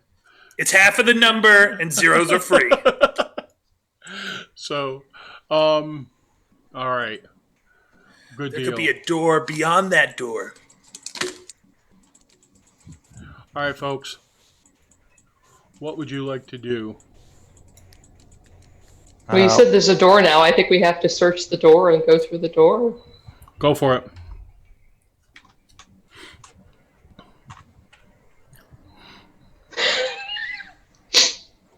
Albert killed something. The biggest fire. Wow. I believe I okay. saved just barely. Hey, Penny, are you searching the door? Is there a door? I'll go check out the door. All right. It's where that little line is, right? The little pointy arrow. No, it's the door on the right. Oh, that's to the other room. Yeah. Yeah. There was a rat hole right next to it, but we missed it when we were checking that wall out. Right. Oh, it wasn't displayed, right? Okay. All right. Go ahead and give it a once over. Well, clearly, there was debris against it. It door's a little bit of damage, and you think it's wedged in the frame from the shift in the wall when the ceiling collapsed. So you're going to have to bust it down to get it open. I think it would be better if we just walked around because it gives us a secure location to. Yeah, don't bust it down. While I am unhappy about limiting the perimeter of my workshop, I think that's a good location. We can always drag this clockwork body and the carapace to the workshop and declare that this is the wall of the workshop and that's just like the door you don't go through. We'll put a sign on the other side. It'll be perfectly safe.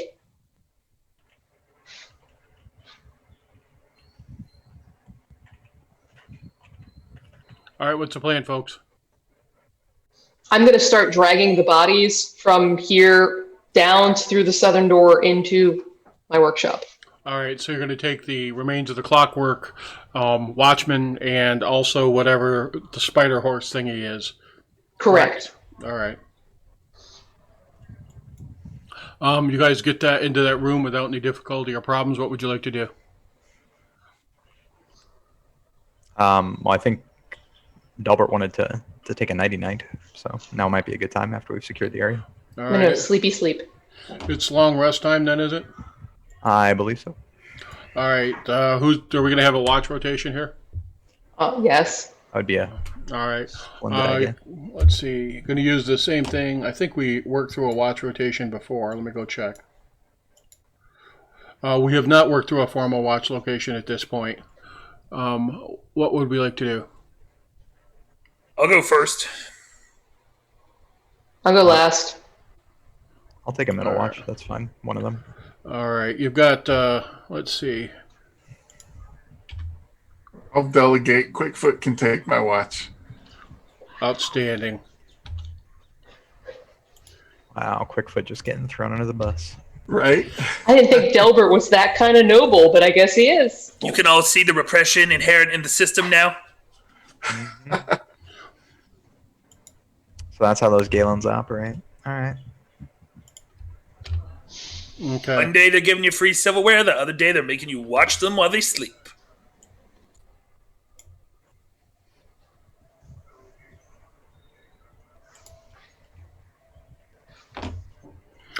Okay. Idris, have everybody sleeping.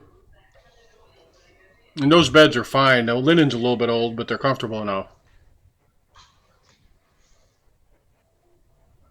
Okay. So put everybody where they're going to be tonight. We're sleeping inside the thing, right? Yeah. I assumed you were, and you'd already talked about securing the doors, so that I'm going to consider that your standard operating procedure. If you guys are comfortable with that. Yeah, I'll secure both. Actually, it's going to be all three entrances now. The one that's blocked, does it look like it needs to be secured, or is it going to be pretty difficult for somebody to get that open without? So somebody's got to kick that door in. You're going to know if they're doing it. Okay, all right. That sounds good then.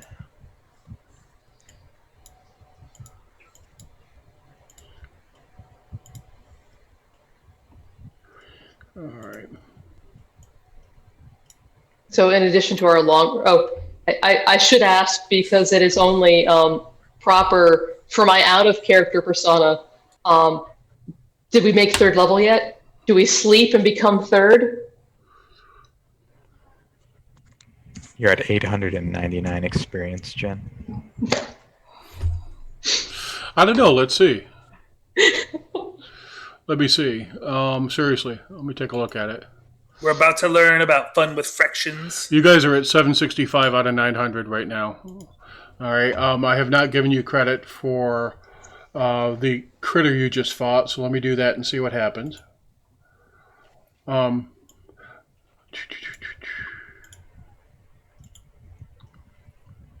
Better pray it's like 800 experience total. Yeah, it's not. I mean, it's good, but it's not that good. Shut down the leveling.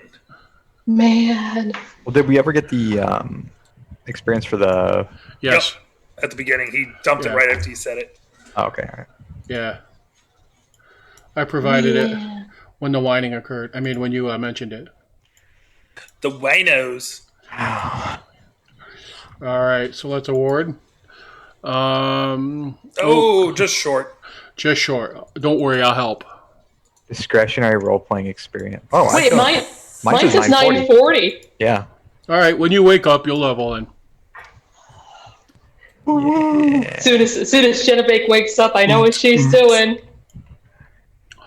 All right, so where is everyone? Is that where Delbert? Delbert is not there. Is Delbert sleeping in a bed? Or well, I guess the question is, which watch are we on? Go ahead and show me where everybody's going to be, and I'll rotate. You know, when I tell you to watch, you can pull your character off their bed. These white things, Tad, what are they?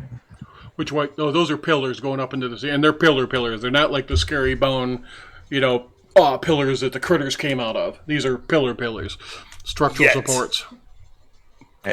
Penny is going to grab. Thank you for that, PJ. Penny is going to grab the bed from over where everyone else is sleeping, and kind of make like a little foldable thing over her and sleep in that corner when she's not on watch. That spider is so going to get you.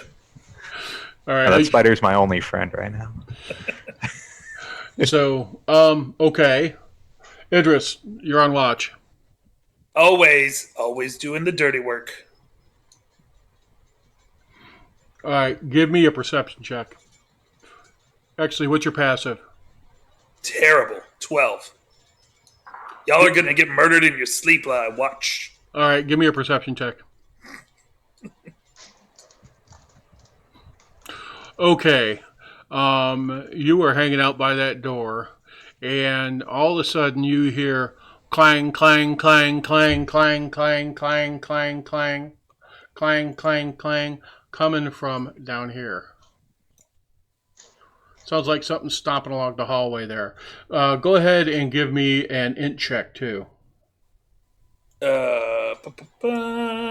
Numbers. It's one of my best. There's this metal banging thing. Sounds like somebody's throwing silverware around. Okay. What do you do? Clearly, I have to wake up our experts, so I go over to Jenna Bake and I shake her bed, and I'm like, "Hey, there's some kind of creature out there messing around with forks and knives in the hallway, doing a bunch of jingly jangly stuff. Sounds like this is your department." Jenna, you're awake. Delbert, go ahead and make a perception check. Penny, go ahead and make a perception check.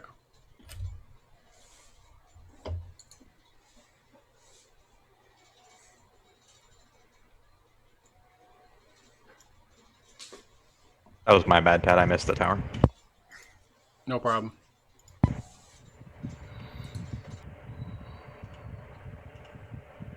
Hey, Ted, before we get Penny, into addition... holy crap, you wake up though. Delbert, you roll over snoring. Go ahead, what? Before we get into additional whatever awfulness you have planned for us, should we take a 10-minute break? Let's see the nature of the awfulness, and then we can take a 10-minute break. That sounds fantastic. Okay. All the right. horror. Is Jen PB dancing in real life right now? Is that why? Coming to the door are clockwork servants. And as you wake up, and as you wake up, and as you wake up, and as you sleep, are the clockwork servants. Now, Delbert, check me on this. Is a wizard, when you take a short rest, you get one spell back? Okay. Yes, that's what I thought, Idris. Yeah. Yeah, you have that arcane recovery. Jedabink, however, doesn't, right? Okay, Correct. folks. There are 4 o'clock work servants coming back into this room, and they are all carrying debris that they've collected. I thought you said this was a safe room. Lies. Ted. Oh, hold it. You secured that door, didn't you? Yeah, I did. I All put right. boxes and stuff in front of it. So there you hear something battering on the door. And it sounds like, somebody rattling chains. You're pretty certain. I will give you, because you've seen it already, I will give you that it's probably clockwork servants based on the sounds that you're hearing outside. And I think at this point, we should take a 10-minute power break. How's that sound to everybody? Sounds lovely. It's the ghost of winter solstice past. Roger that.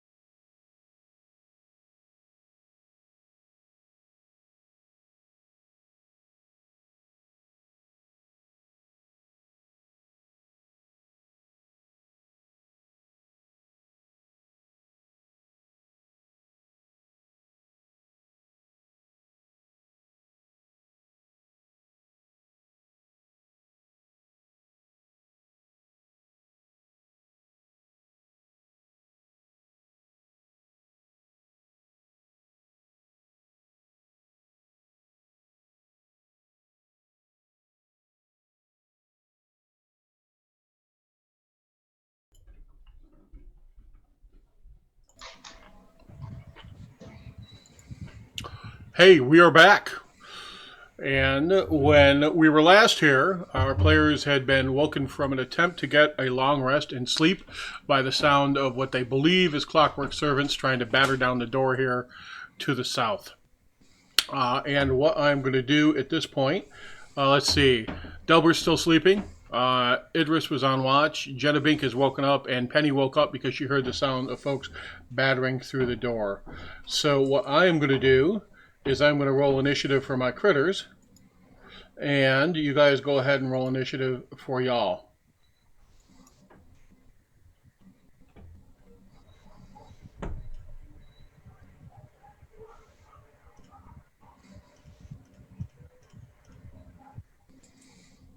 All right. Check and see if you're muted on your mic. All right. Here we go. Let's see. For ease of reference,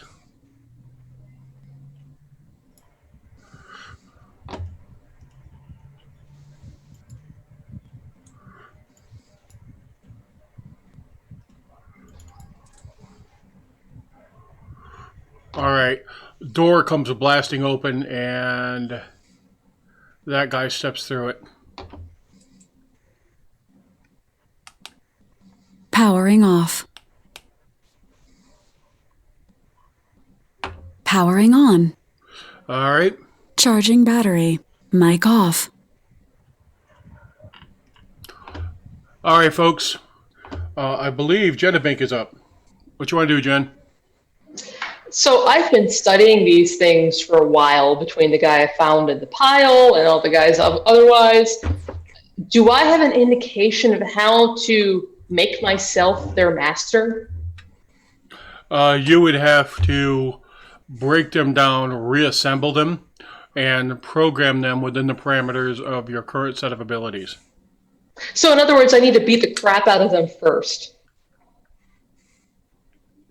Yeah, and you don't know. I mean, you'd have to figure out if you could build them, and you'd have to figure out how to program them. Okay. I am then going to move in their direction. I'm going to move to here in order to kind of draw attention away from my comrades. I'm going to say to them, I am your new master. This is my workshop. And I'm going to go on defensive. All right, I will give you defensive as a status. Making a full persuasion check would be an action and not allow you to go on defensive. Do you want to do that, or are you just talking trash? No, I'm gonna. If I can make a persuasion check, I'm gonna try it. You can always try. I'm gonna try. Unfortunately, I wrenched my screen, so that's not in the right place. Okay. While you're talking trash, they're bringing it.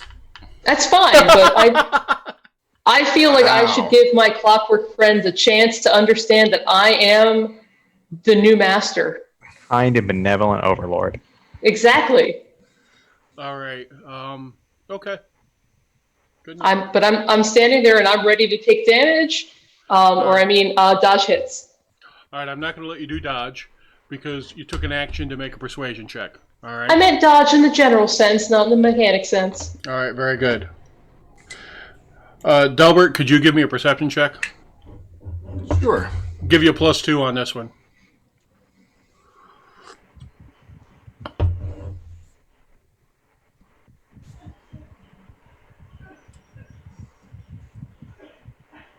Okay. Something's just smashed through the door. Jenna Bake is standing in the middle of the hallway, pontificating towards the... Oh my god, it's more clockwork servants. You wake up and etch around, okay? Okay. All right. Charging battery. Quickfoot hides underneath the bed. Penny, you're up. All right, Penny will, pulling out her bow, move next to Jenna Bank over here, and take a shot at Clockwork Servant number 8.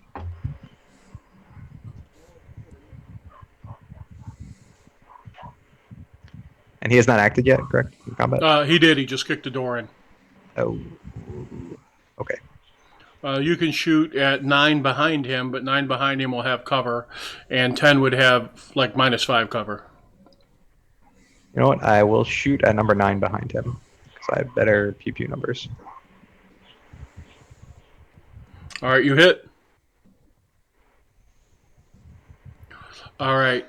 Arrow slams into him and a piece falls off like you've seen before. They don't seem to be that durable, really. I have 5 more feet of movement, so I move back behind Jinabing because that seems like a safer place.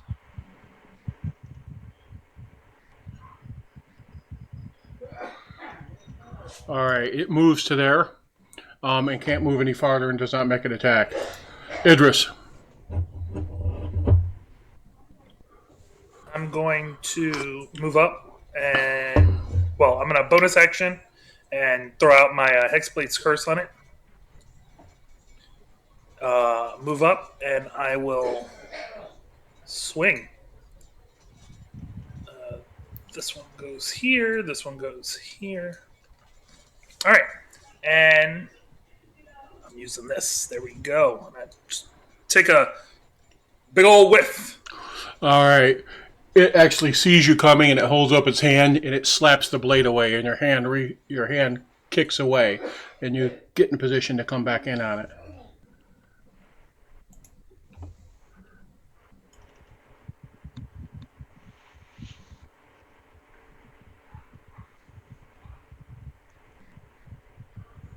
All right. That one moves to there.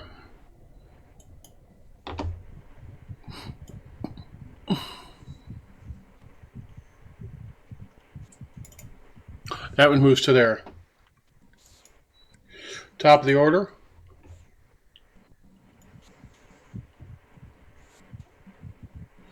All right, that one charges up and swings at Jenabink.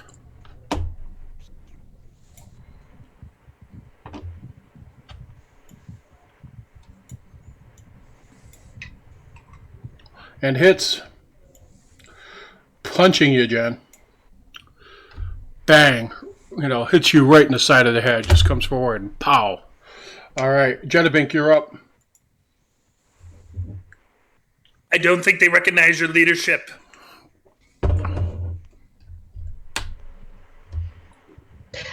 I don't think they do either. Idris, I don't have any super glue left, so you might want to, help me. But for now, I guess I'm going to do this thing. Yeah. Let's see.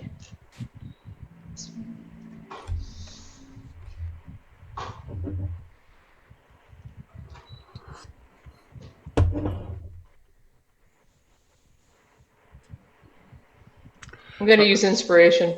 Very good. I am not in a happy place. That hits. I am your new master. Jen, did you give yourself proficiency with the Warhammer, or don't you have it? I don't have it, which effectively gives me -2. All right, very good. So you hit swinging like you've learned, and you bang upside its head and do some damage. Delbert. All right, I'm going to light one up with a magic missile. Which one are you hitting? Ooh, number 10. All right. Piece of metal falls off it, and it staggers a little bit as you hit. You hit it in the head, and its head twists around as a piece of armor flies off. Still standing. And the last one strikes it in center torso, and you sort of depress the chassis, and it starts to groan and whine a little bit as the gears inside start to spin harder. It doesn't go down, but you've battered it. Okay, I'll stand up. All right, very good. Anything else you want to do? I'm good. All right. Quickfoot is heading for the pile. Penny, you're up. All right. Penny will drop her bow and draw her sword and attempt to stab number 9.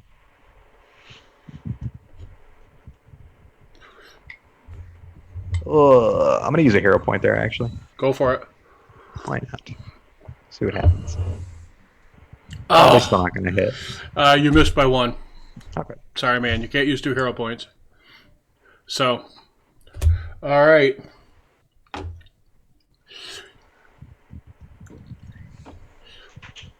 Swings at Idris. Hits. And Idris takes...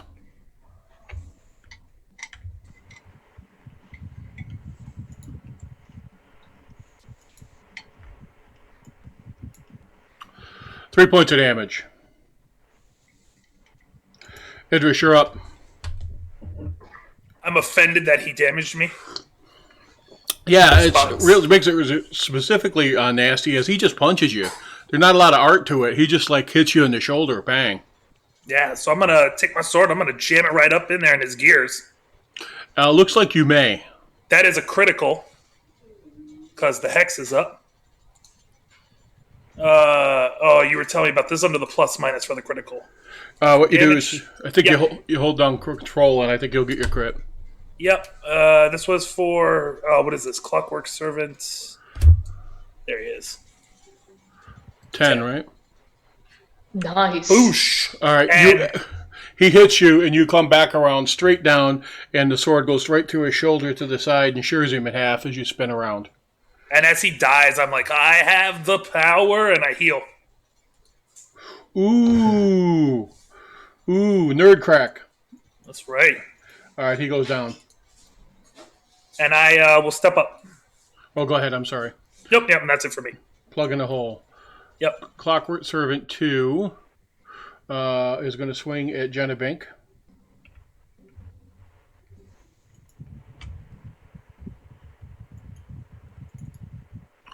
And misses. The next one actually goes after Penny.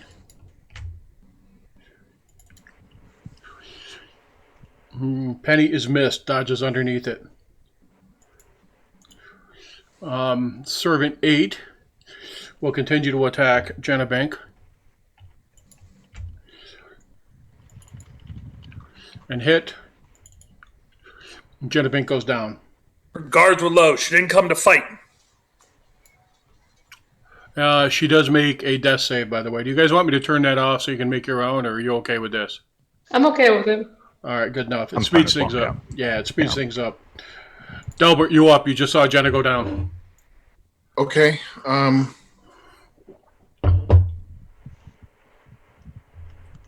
I will run around the pile and attack Clockwork Servant number 8.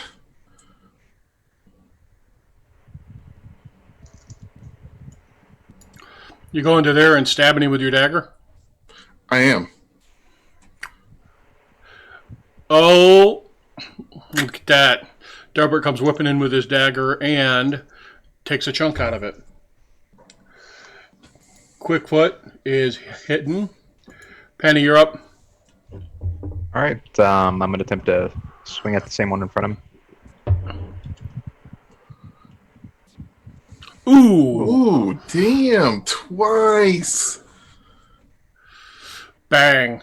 You step up right through the solar plexus and twist sideways, and you hear it go pop, crack, snap, and it just sort of breaks apart in pieces, folds over in half at its hip, and falls into a pile. And then I'll step over Jenna Bank's body. All right, very good. Idris, you're up. I'm going to swing on one that Delbert was hitting, Clockwork Servant 8. Going to drive it in there. Oh, you're hot today, brother. Yep. No more crits, though, so we're just going to bring the magic. 7. And that's it. All right. Pang, another chunk out of it. It's not looking stunningly good, to be perfectly honest with you. So...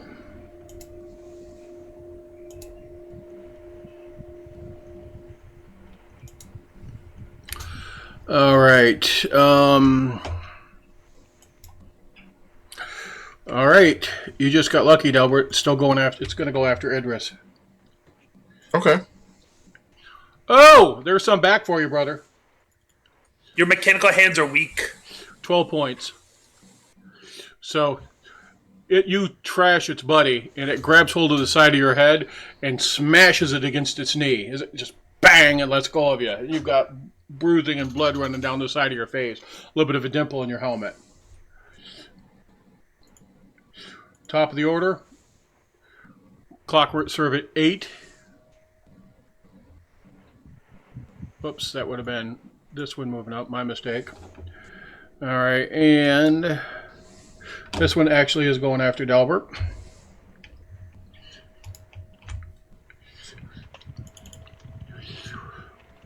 I don't really understand why roll 3 times are going to ignore that, okay, guys?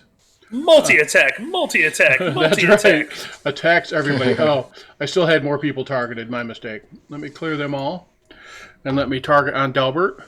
And you guys got me to burn one of my 20s on you. All right, Delbert is missed. It Nice. swings. And Delbert steps out and sees it go past his nose as he dodges away and comes back in with his dagger. Jenabink, we're going to see. You have now made 2 death success saves. Delbert, you're up. Okay. Gonna find that opening and slip my dagger into it. All right.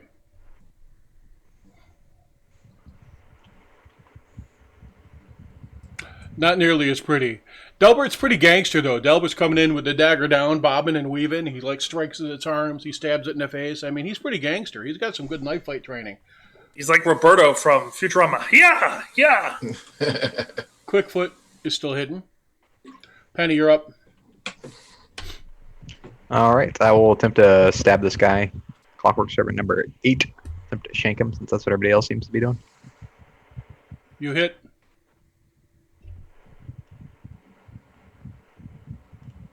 It's not looking good at all right? You come in and you hack it on right above its knee, and its leg folds in sideways, and it's starting to lurch.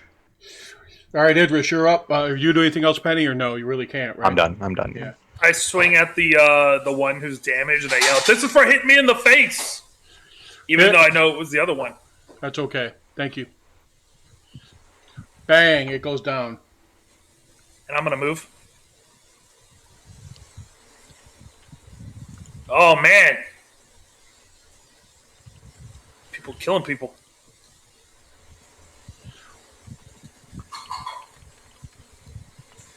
Those Clockwork Servants, they fought for their freedom for too long to be put back under someone's control. What was going on there with Jen, by the way?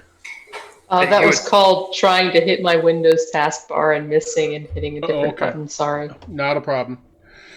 So, all right, let's see what happens here. And, you just bounce the second attack off its shield. That was its one cheap shot. All right, and you just hold the shield out and it just back it away, and you wind up for your swing. All right, Jenabink. You actually miss a death save. Delbert, you're up.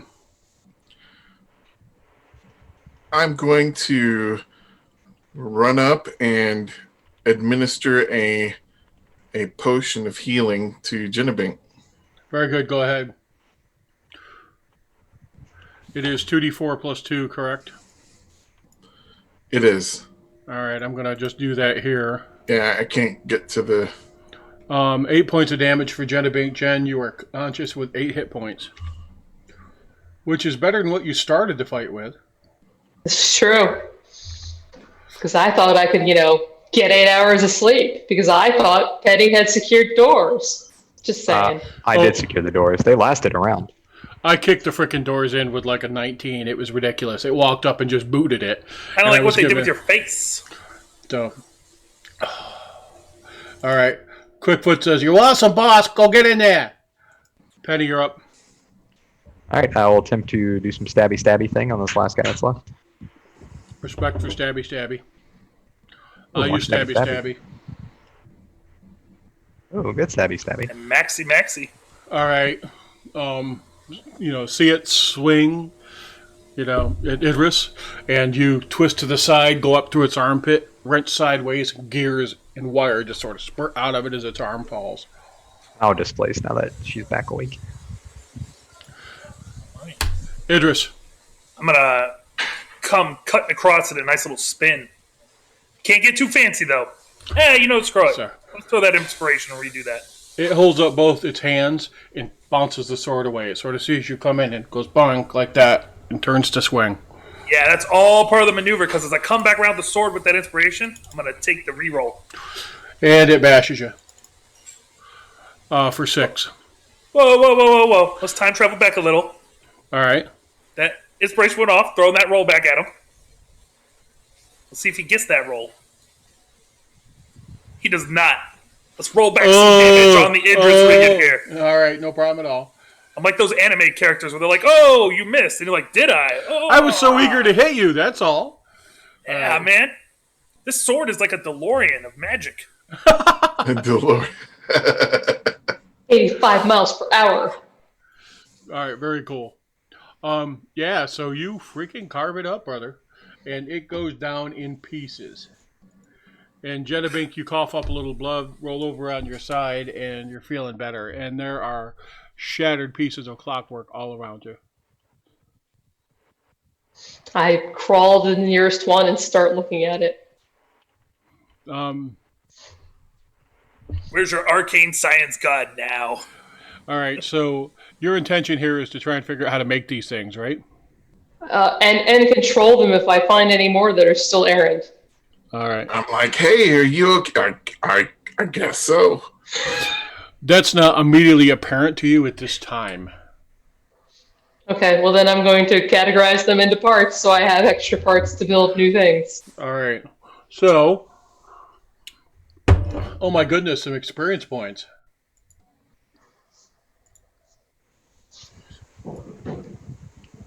You've made it to level 4. No. What happened? All right, so that should put everybody over the cup. I think you're all third. I think you're prepped for leveling. So what are you going to do? You're going to finish your long rest then? Yes, please. I think we need it, yes. And as soon as my long rest is finished, I'm going to start work on the project. All right. That works. Okay, so I'm going to give you your long rest, and it's going to be morning. Everybody good with that? Yep. When it's morning, you guys level. Jen, you've already made your hit point roll while we're on break. The rest of you, let's do this relatively quickly if we can. So I forgot, are we having to roll or are we? It's totally up to you. You can roll if you want, or you can just take standard. Yeah, I'll take standard. Take standard, yep. My rolls are habitually pretty trash. Can Unless I you can hit use the hero long rest points on button? About to, yeah. Thank you. So I can use hero points on this hit point roll, right? No. But I, totally respect. You can't make the sale unless you ask, man. All right. So,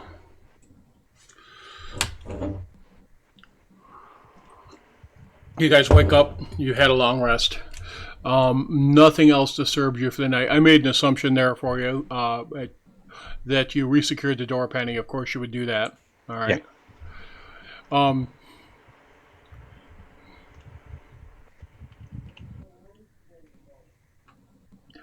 So I just looked over at chat and I saw PJ's comment of arcane set. Dash dash. It was kind of brilliant, I do have to say. Idris, you may have a inspiration back for that. Just saying. That's how I manage the inspiration economy. By the hot memes. All right, so let's see. Go ahead and level. Tell me when you're ready. I know you guys had prepared for it last week. So as soon as we wake up, Jenna is rushing into her workshop and assembling and working on assembling something. And based on just inspiration from both her visit with Jericho and also with everything she's seen down here. All right, Jen, what's it take to use that ability in terms of time? Go ahead and check. I am looking.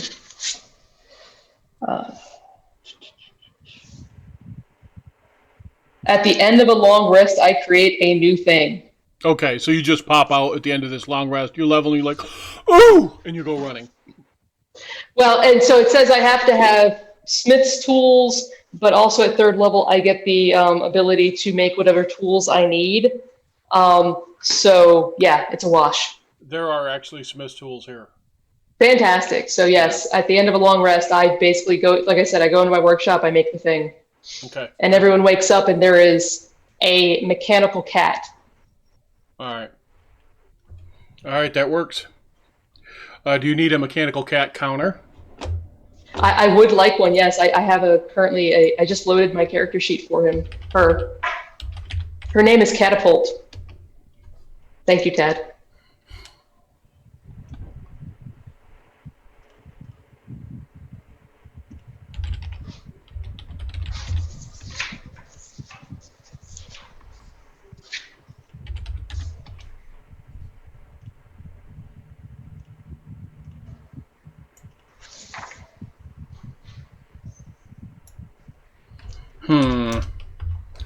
I'll have to go find you a construct, but in the interim, I've got a counter for you.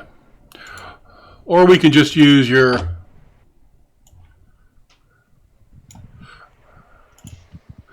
All right, let us drop that over into the party here.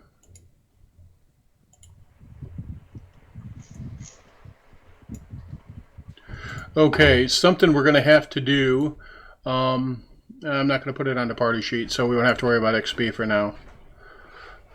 All right. And there is Catapult.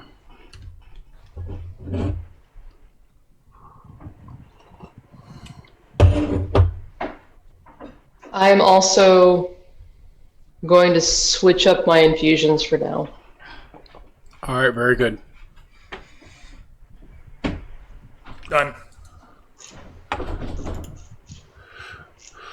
Delbert's got the hardest part of it. He's got that spellcaster thing going, and he just broke a new level. So, Yeah, I'm also done. I just can't figure out how to make myself have a 3rd level first level spell. But we can figure that out later as long as you trust me. yeah, no problem at all. I trust you. I trust you guys in general as my players. All right, so you guys wake up. You're now 3rd level. Congratulations. Yay. What would you like to do after you get all these things pulled together? All right, I'm good. Let's travel to the east. All right, show me how you want to do this.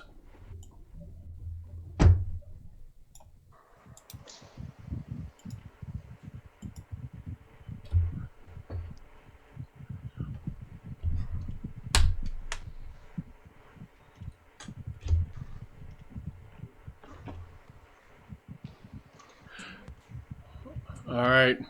You guys going to talk through this then? I think Well, that's he's got what we. Oh, People actually talk to each other in role-playing games. we just point and go. Point can and just- go. That's right. Point and go. Point and go. And grunt. That way. So what is the plan? What's the plan, guys? Well, I want to go check out that room over there to the east and then maybe deal with the rat peoples. But I know Idris over there had some big elaborate plan for them. Oh, they will pay for their insolence, but we can make them pay earlier. All right, let's let's go check out the room to the east then. Jenna, can you describe how Catapult moves and what Catapult sounds like and what Catapult looks like? So Catapult looks like a cat made out of gears, and it's almost disconcerting because she has that creepy look of some of the robots that you might see from coming out of MIT. So it has all of the efficiency of a cat, but like none of the cuddliness.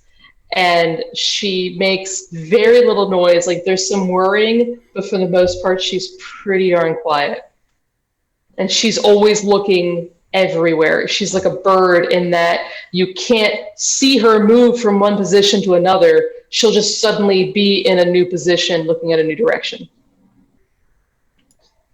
Are you okay, Quickfoot? You seem a little on edge. You know, there's some nasty shit down here, you know what I'm saying? I'm not surrounded by the rest of the rats, and you guys are pretty tough, I gotta say, but at the same time, you know, you and I haven't formalized our contractual relationship yet. So far, you know, I'm kind of like a hangers-on, and I think you and I really have to think through what this is going to be like together long term. That's all I'm saying. Perhaps you're right. What do you have in mind? Well, you know, I don't know. I mean, all right, so this is kind of what, you know, so Megan said to me, she's petting, she's playing with me, she goes, you know, all you do but's familiar. Now, I don't know what the fuck a familiar is, but she seemed to think that was an important relationship that you and I should have. I just fucking subscribed to me, so she fed me more cheese, because you know how I am. But what would that be like if I was your dude? I wouldn't mind it, but I would have to do a little more research into it. All right. I would not be offended by that at all. You know. And so what the fuck is a familiar anyhow, other than Megan thinking that it should be a good idea for me to be like that? Well, she thought it was anyhow.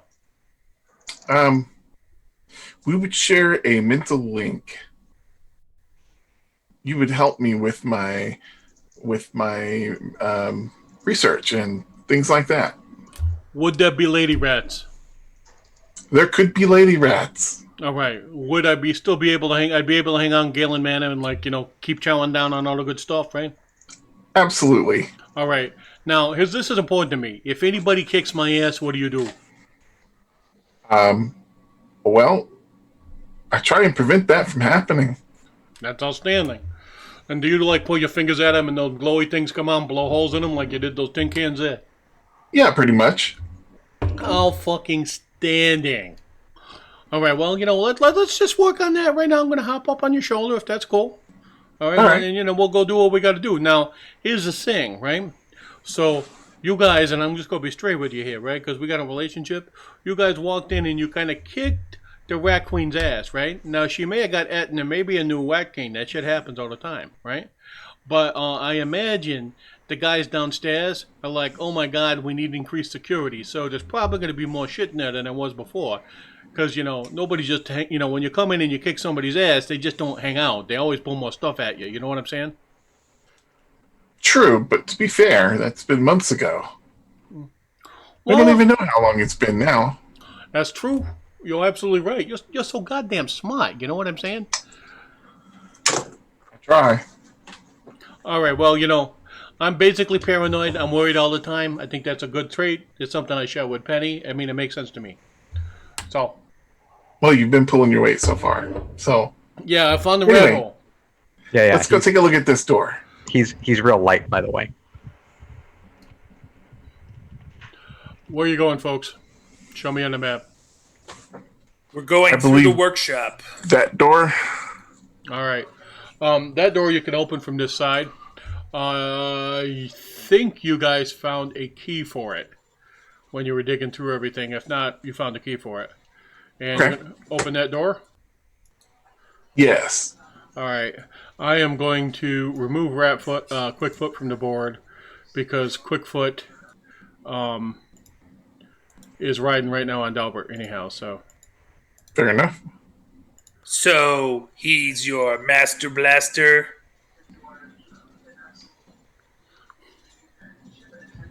Hey, 2 rats enter, 1 rat leaves. That sounds kind of rat bastardy. I am a rat bastard. It's in there. Absolutely. So we popping that door open? Yep. Yeah, I'll Yes. open the door after taking a look at it. All right.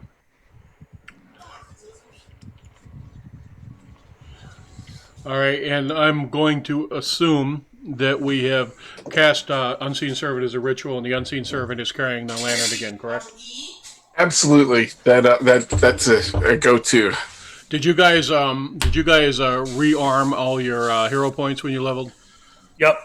All right, so you get an extra one compared to where you were right now. I think you're at 7. Nope. We get 5 plus half our level and round Oh. down for players, right? So it's 6 still. Got it.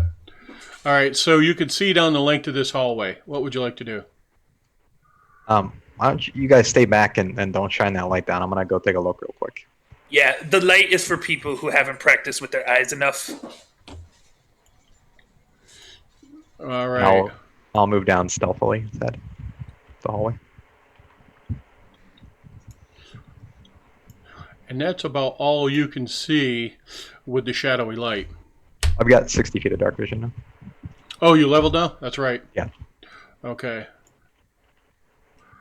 All right, so you can see out to that door. And there's stairs right there, and there is a plaque over on the wall to your right. What's the plaque say? Or is it in a language I can read? It is actually in common, and the stairway has a faint blue light as you're looking at it now. But are you walking up to the plaque? It's right there. Yeah, I'll walk up to the plaque and take a look. It says, Orcian Way, Orc Public Works, number 2734, erected by Funk One, King of all the Orcs. Oh. Okay. Okay. All right, go ahead and give me a DC 10 con save, Penny. Because as you step up there, yeah, there's this, fucking horrible smell coming up the stairs. Oh, you're sickened. You throw up. You're like, oh, my God, that's horrible. So, and coming up these stairs is this horrible, horrible smell. There's actually stairs up and down here. Seeing Idris come up. Idris, get back. It smelled something awful over here. I can't smell a thing. All right, then go down those stairs, you dummy. I don't go down any stairs. But I will read that plaque. Orcian Way Public Works, number 2734, erected by King Funk I, King of all the Orcs. There are stairs up and there are stairs down. And the stairs are glowing a faint blue light. Yeah, like I said, nothing smelly here. Just some stairs going up and some stairs going down. Yeah, and go ahead and make a DC 10 con save. I make those all day. You do, actually. You're like, Phil smells bad, but didn't impact you nearly as much as it did Penny. I'm used to it. But this is not the room we are looking for. You're definitely used to the smell of shit, Idris. I will give you that. Well, when you shovel it as long as I have. All right, what would you guys like to do? Well, we could probably go take care of the rats. All right, show me where you're going. And anybody who passes through the hallway there with the smell coming up from below does have to make a con check or a con save. I mean, there's no more doors that we. Oh wait, we didn't search this whole area, so we don't see any doors here. We could go down to that area south of the stairs and see if there's any more doors. All right, show me where you want to go. I want to go out here in this weird-looking grayness. Is everybody going to follow you? I'll go down that way. Yeah. All right. I thought this was like a wall. The sicken's a short-term effect, so it smells foul as you walk past it, but I'm not going to make you necessarily roll right now.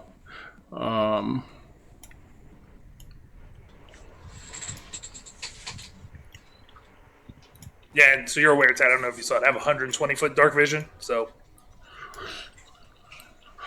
So what'd you take? Did you take more Warlock? Okay. I cannot confirm or deny my class choices.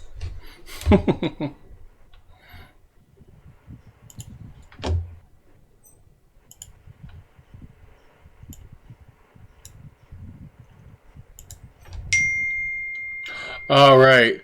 Open doors there. Move up and take a look.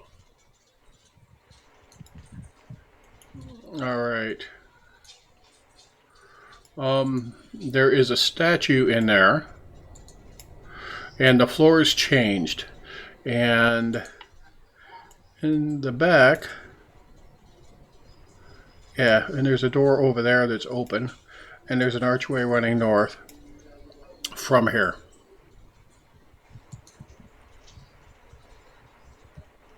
Oh, so we can go north, south, and east. Don't blink. What's beyond the archway to the east? Are you going in? Well, can we see into it with our dark vision? Yeah, you can.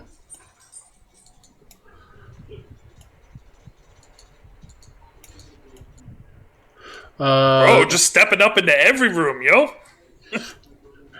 Looks like there's an altar back in there, and... Okay. Thank you, you made that easy for me. What is that? The floor erupts. And... Jehovah spelled with a Y. Go ahead and roll your initiatives, folks. Okay. Oh, man. Penny, I just want to apologize. This was not your fault. What the? You've been doing good so far today. You get the star. Delbert? No. All right. Sad. Arcana checks. That's a no check from the Idris man.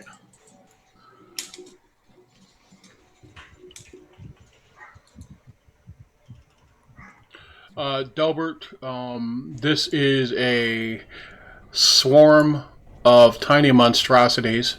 These are what's called a cobble swarm. When magic is corrupted, it will infuse an area and cause it to start to animate, and that's what's going on here. You're going to have to be careful because it's going to be real easy to fall over. And these things are basically made out of the floor, and they will sting you and do a shit ton of damage if you're not careful. All right, you actually had studied these like 3 months ago. Just came across a book where it was talking about what happens when magical energy corrupts things and causes constructs. So we are top of the order, and you can share that information as you're able on your turn. Penny? Okay. The floor erupts in front of you, and it looks like a wave of tile coming up, all right? And as you're looking down in it, there's like all these individual floor tiles, all right? And they have mouths and eyes in them as you're looking at it, and they're coming up, and they're hissing, and they sort of come up with tentacles and stuff projected off of it, and they're starting to move. What would you like to do? I think we'll back up. And pull out our bow and attempt to shoot at the cobblestorm. Very good. All right, I'm gonna Hunter's Mark on it, Okay. and this will be the first attack.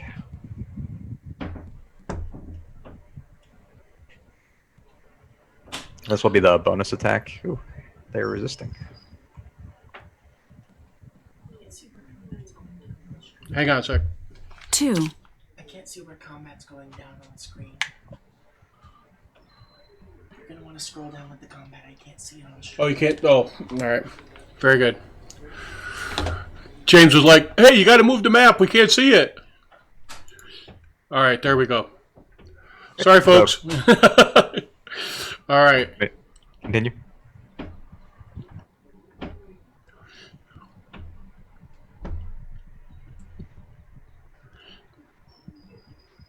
And that'll be my turn.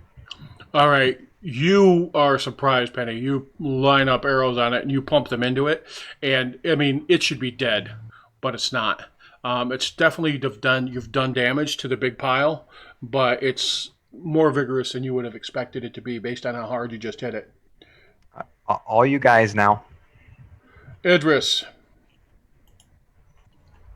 All right. Idris yells to Delbert, you better get out of that room. I'm going to back up now. 5, 10, 15, 20, 25, 30. I'm going to get right back here behind Catapult for some cover. And I'm going to bonus action, throw a hex out on that thing. Alrighty, where did that go? There it is. Hex, just in case it gets slammed. Alright. And I'm going to chuck an Eldritch Blast at it. Here we go. Boom. All and right. so you do. Blasting, I'm like, pew pew! Chunks of it fall off, but it's still standing. Suck it! Alright. I can't find the combat thing. There we go. I hop past my critter. I need to retcon that a little bit. Wow. Alright.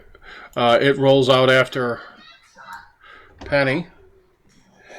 And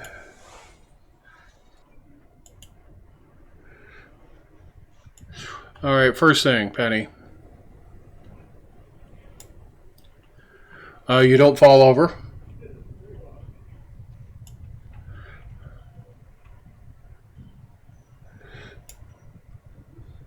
And it does not damage you, but these things are crawling all over you. It's like being attacked by floor tiles is the only way to describe it.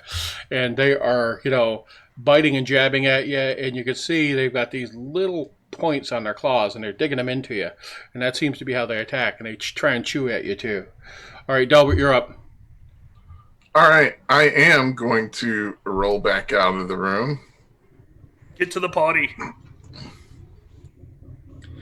And,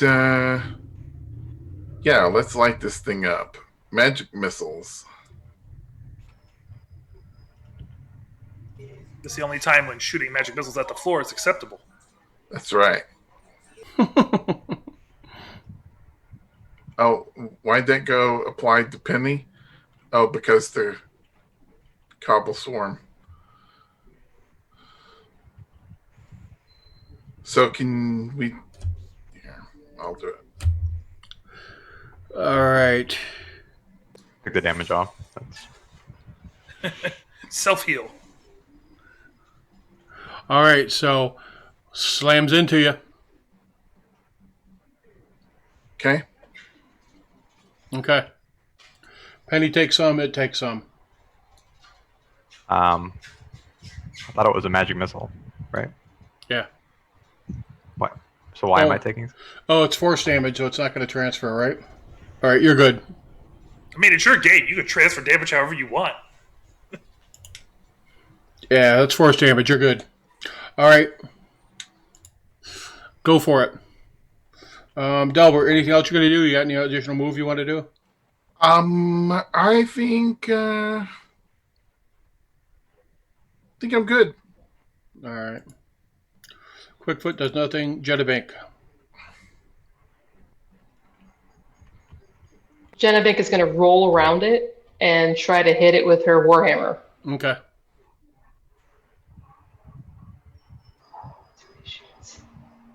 Oh, to The catapult myself? Legend of Zelda maneuver, huh?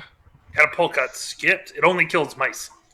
Catapult actually doesn't actually moves after me, so realistically, it should be after me in the initiative. So it's not skipped. Okay. Don't worry, catapult has not been forgotten. So I attack with my warhammer. I hope Somebody's I hit been with practicing. that. Yeah, right. And then do this. Bang! All right, Jen, you just pepper this thing. You hammer it every way from Tuesday. I catapult that one. Rend. And Catapult can just get to it. Go ahead.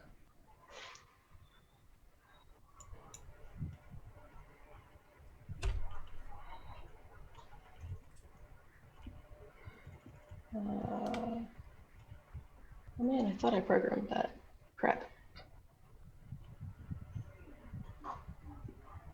Just when you think. All right, I'm gonna do this raw because I don't. My thing programming got lost. So that is going to miss anyway. All right. I'll fix it. Don't worry. Keep going. But Okay. she missed. Cobble Swarm will roll right onto Catapult. And Catapult is knocked, not prone. Catapult is not damaged. Although they are all over Catapult, just chewing. Round 2. Penny, you see the cat go in and immediately swarmed all over top of it is... Can I shoot at it without potentially killing the cat? It's gonna. Some of the damage is gonna go through. Well, I mean, you want to make an omelet, you got to break a few eggs. You know what I mean? And those doors are wide open because Idris just came pouring. Actually, Delbert just came pouring through them and knocked them out of the way. So that's a straight shot, no cover.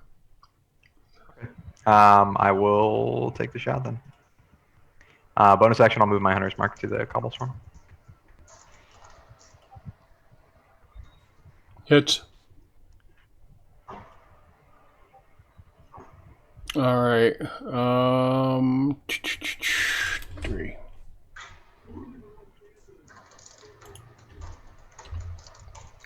All right. Anything else you want to do? That's gonna be me. That's my turn. Idris, you're up. Bonus action, I'm going to move my hex over to the cobblestone. 5, 10, 15. 5, 10, 15, 20. Yeah, I can get in there. 5, 10, 15, 20, 20. Yeah, I'm going to walk right up to that door. I'm going to grab the longsword, swing on the cobble swarm. Now I'm going to re-roll that, chuck off an inspiration. There Nice. we go. Nice. Worth it. Let's totally silence this man. Damn. I don't think it critical though. Because they cannot be critted. All right, you light it up. Boom. Bang, Right. bang, bang. Pieces of the cobble swarm are falling off, man. I don't think... Did you actually target it? Oh, he did. No, I didn't. The catapult. Yeah, I did. Oh, I catapult. My bad. Let me. I'm really pissed. For catapult. I'm really pissed at that catapult. Let me. It's just the kitten. Here, let me finish that cobble swarm. There we go. All right, so it can be critted, but it resisted it partially. So you do some damage to it, but it's still pretty scary looking. Yeah. All right. Delbert, what would you like to do?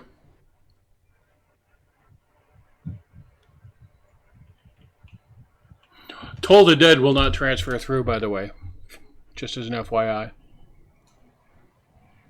Can you unmute yourself? I was actually thinking Toll the Dead. All right. Yeah, let's do that. Okay. Oh! Makes it save, though. Anything else you want to do? Can I inspiration that? No, not on its save. Okay. All right. Quickfoot hangs out. Catapult. Oh, really? Jenna first. Jenabink, then Catapult. Yeah, it's a dex thing, Jen. I gave you the same initiative as it. Yeah. All right, Jenna, go. Right.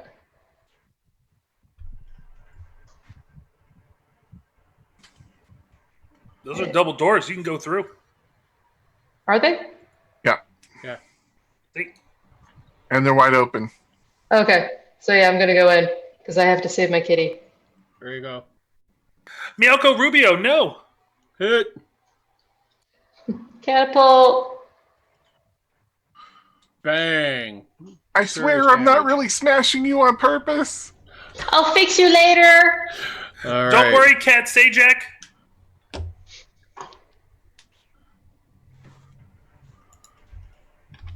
Okay. Catapult.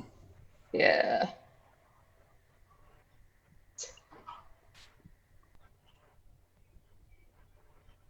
Trying to get Fantasy Grounds to realize that I want to be the cat now. Be the cat. As long as you don't end up like that Cats movie. Come on, be the cat. Relax, Carol Baskin. That being Jenabink, be the cat. Just think Puma Oh, Thurman. let me move There we the go. cobble swarm off. Yeah, there you go. I No, really it's like good. I got Uma it. Thurman I got the it. best. You guys, no Puma Thurman. I can move mountains like a bear. Oh, we're talking about the shadows of the night right now. So Catapult gets it like a cat and like starts doing that kicking thing like they do to things on the ground. It's very happy. It knocks her over. It bears her to the ground. No. Catapult's time on this earth was so short. Cindy Clawford won't see another round. All right, and it hits her. Oh, you have gotten on the 2d4, not the 4d4 version of damage, though. You've done enough damage to it, so it's not nearly as nasty as it was. And it's biting it, stinging it, churning on it pretty substantially. Top of the order, Penny. All right, looks like there is going to be some cover now, shooting into this. I will take a shot. If I happen to hit Idris, too bad. No. You're not going to miss your shot. That'll be a -2. Oh, I don't know why I did that first one. Let me see if... Well, you're being optimistic. That's good. So it's a 14, actually. That hits. Okay, so that should be 10 damage, so one more onto it. Because I did the -2 and then clicked the damage like a bad. All right. Not a problem. It's fixed. Okay, anything else you want to do? No, that's going to be me. All right, Idris. There's about 25% of the overall swarm left. There's shattered tiles laying all over around this. No problem. I yell out, "Don't worry, Anderson Pooper, I'll save you." You hit. I'm totally going to kill Catapult if I drop the dice where they're at. Let me, there we go. All right. Yep, and that's it for me. Quickfoot goes, way to go. Quickfoot, way to go. Catapult is prone. May stand up. Genevieve goes first. Genevieve's going to hit it with her Warhammer. Darn it. Come on. You can do it, Oprah Whisker.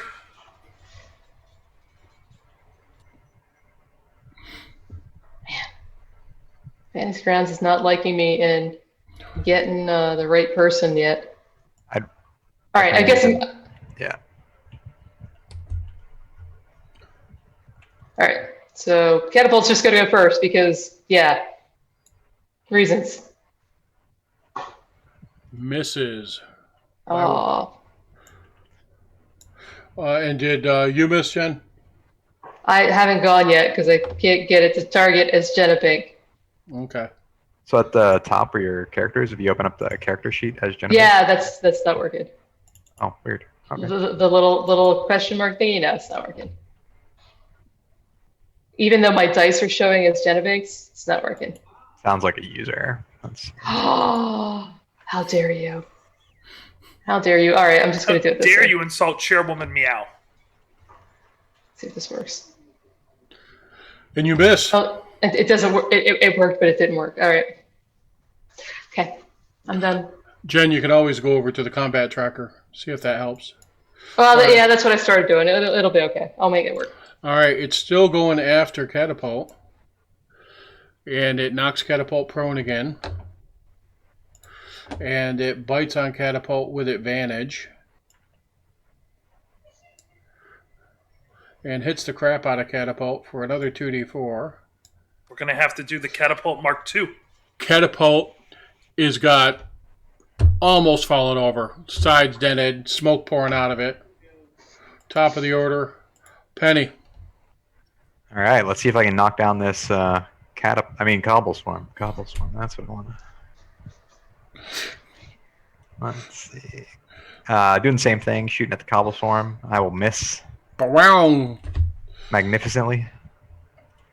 That's me. Idris, you're up. All right. I swing back my arm and I'm like, "Don't worry, I've got you, Jennifer." Can you And hit? got it. Oh, nope, that's Catapult. Nope, Cobbleswarm. Boom. Cobblestorm goes down. And so does Catapult. I like my floors like I like my catapults, buckled and non-moving. Bang! So the cobble swarm falls apart and catapult gets hit and sort of bang over on the side. Paw twitches a little bit. You're gonna need to build a Mark II. Jenabink is going to rush forward, and I am going to cast Mending on it. Do it. That's like a specialized heal, right? Just for it. Correct. So Mending works as a 2d6 heal on it. So I'm just going to throw the 2d6 and I'll add the healing to it because I don't feel like I forgot to program that in. So 7. It gets back 7. All right, I gotcha.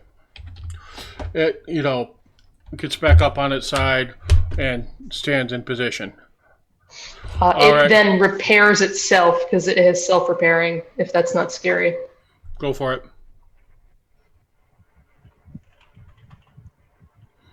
So it's another 9, right? And you've already done that. So, okay. It's looking better.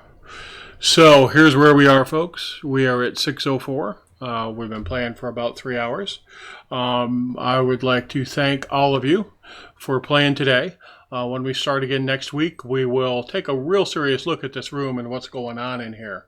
And also, I imagine, want to examine the remnants of the cobble swarm, see if we can figure out what's going on there. And, briefly, as we close, I want to thank everybody out there who's been watching us play today. We really appreciate it. I hope you're enjoying the stream and how we do things here. And let's start with Penny. Penny, what was most interesting for you today about your character? And what specifically did Penny learn?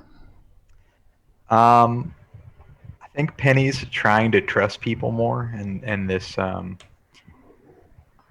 group, and then her trust was slightly shattered when Jenna's plan failed miserably of the building and collapsed on her.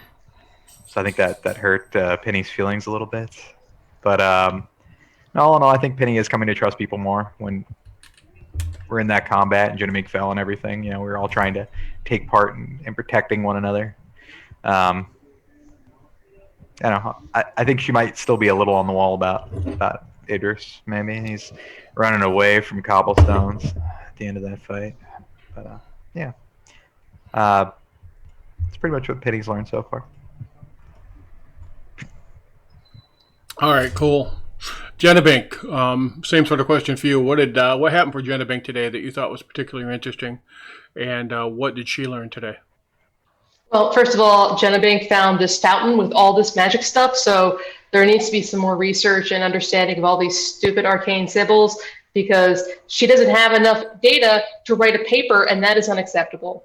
And then second, she made a new friend named Catapult, and Catapult is her best friend and is the most reliable friend and will do whatever she wants whenever she wants and will never leave her as long as she has Mending. Best friend. Idris.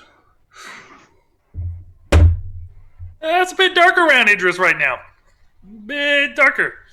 He's feeling the juice from some power and kind of enjoying this walk on the other side. I mean, what is Elton John upstairs going to do? Sing him a song? Wink at him? What happens in the castle stays in the castle. I guess what happens in the dungeon stays in the dungeon. So, can't beat him. Level with him. So for Idris, really, it's, oh my God, I'm changing. What's this power, right? And learning how to use it. All right. Yeah, it's like getting that first sword. I have the power. But I also have an Inquisitor, so gotta watch out. Right. So, Delbert, let's talk about what happened for you this week. I leveled. Looks like I got a new familiar. Perhaps we need to talk about the mechanics of that because that's different than the way the familiars work in 5e. So we need to discuss what we're going to do, which is why I didn't do it immediately. Yeah, we'll hybridize it a little bit, but we'll talk about that offline. Okay. So. Yeah. Almost got buried in an avalanche. Well, rock slide. Almost got buried in tiles too. So, fun day. All right. Well, I think, next week For me, I'm just enjoying watching you guys role play and learn about each other a little bit more. And I really respect your commitment to role playing in a dungeon environment where it's and avoiding as much of the kick in the door, pound on stuff as we can. So really appreciating that because this environment is Dungeons and Castle Blackmoor. It's the original dungeon. So thank you so much. And one of the things, if you're watching this, you're seeing me do some things that are new development and some things that I'm pulling straight out of the original text, like the Orcian Way, straight out of the original dungeon. And so we're doing some things like that. Very much thank you so much for streaming with us today. And we will see you next week. And Uther once and always. And Jimmy, do we have somebody we want to raid? Today, there's nobody on that we haven't raided recently that I know. So I don't want to cold raid somebody. So all right, no problem at all. We should skip it this week. All right, we will skip it. All right, thank you everybody, and you have a great day. Play games.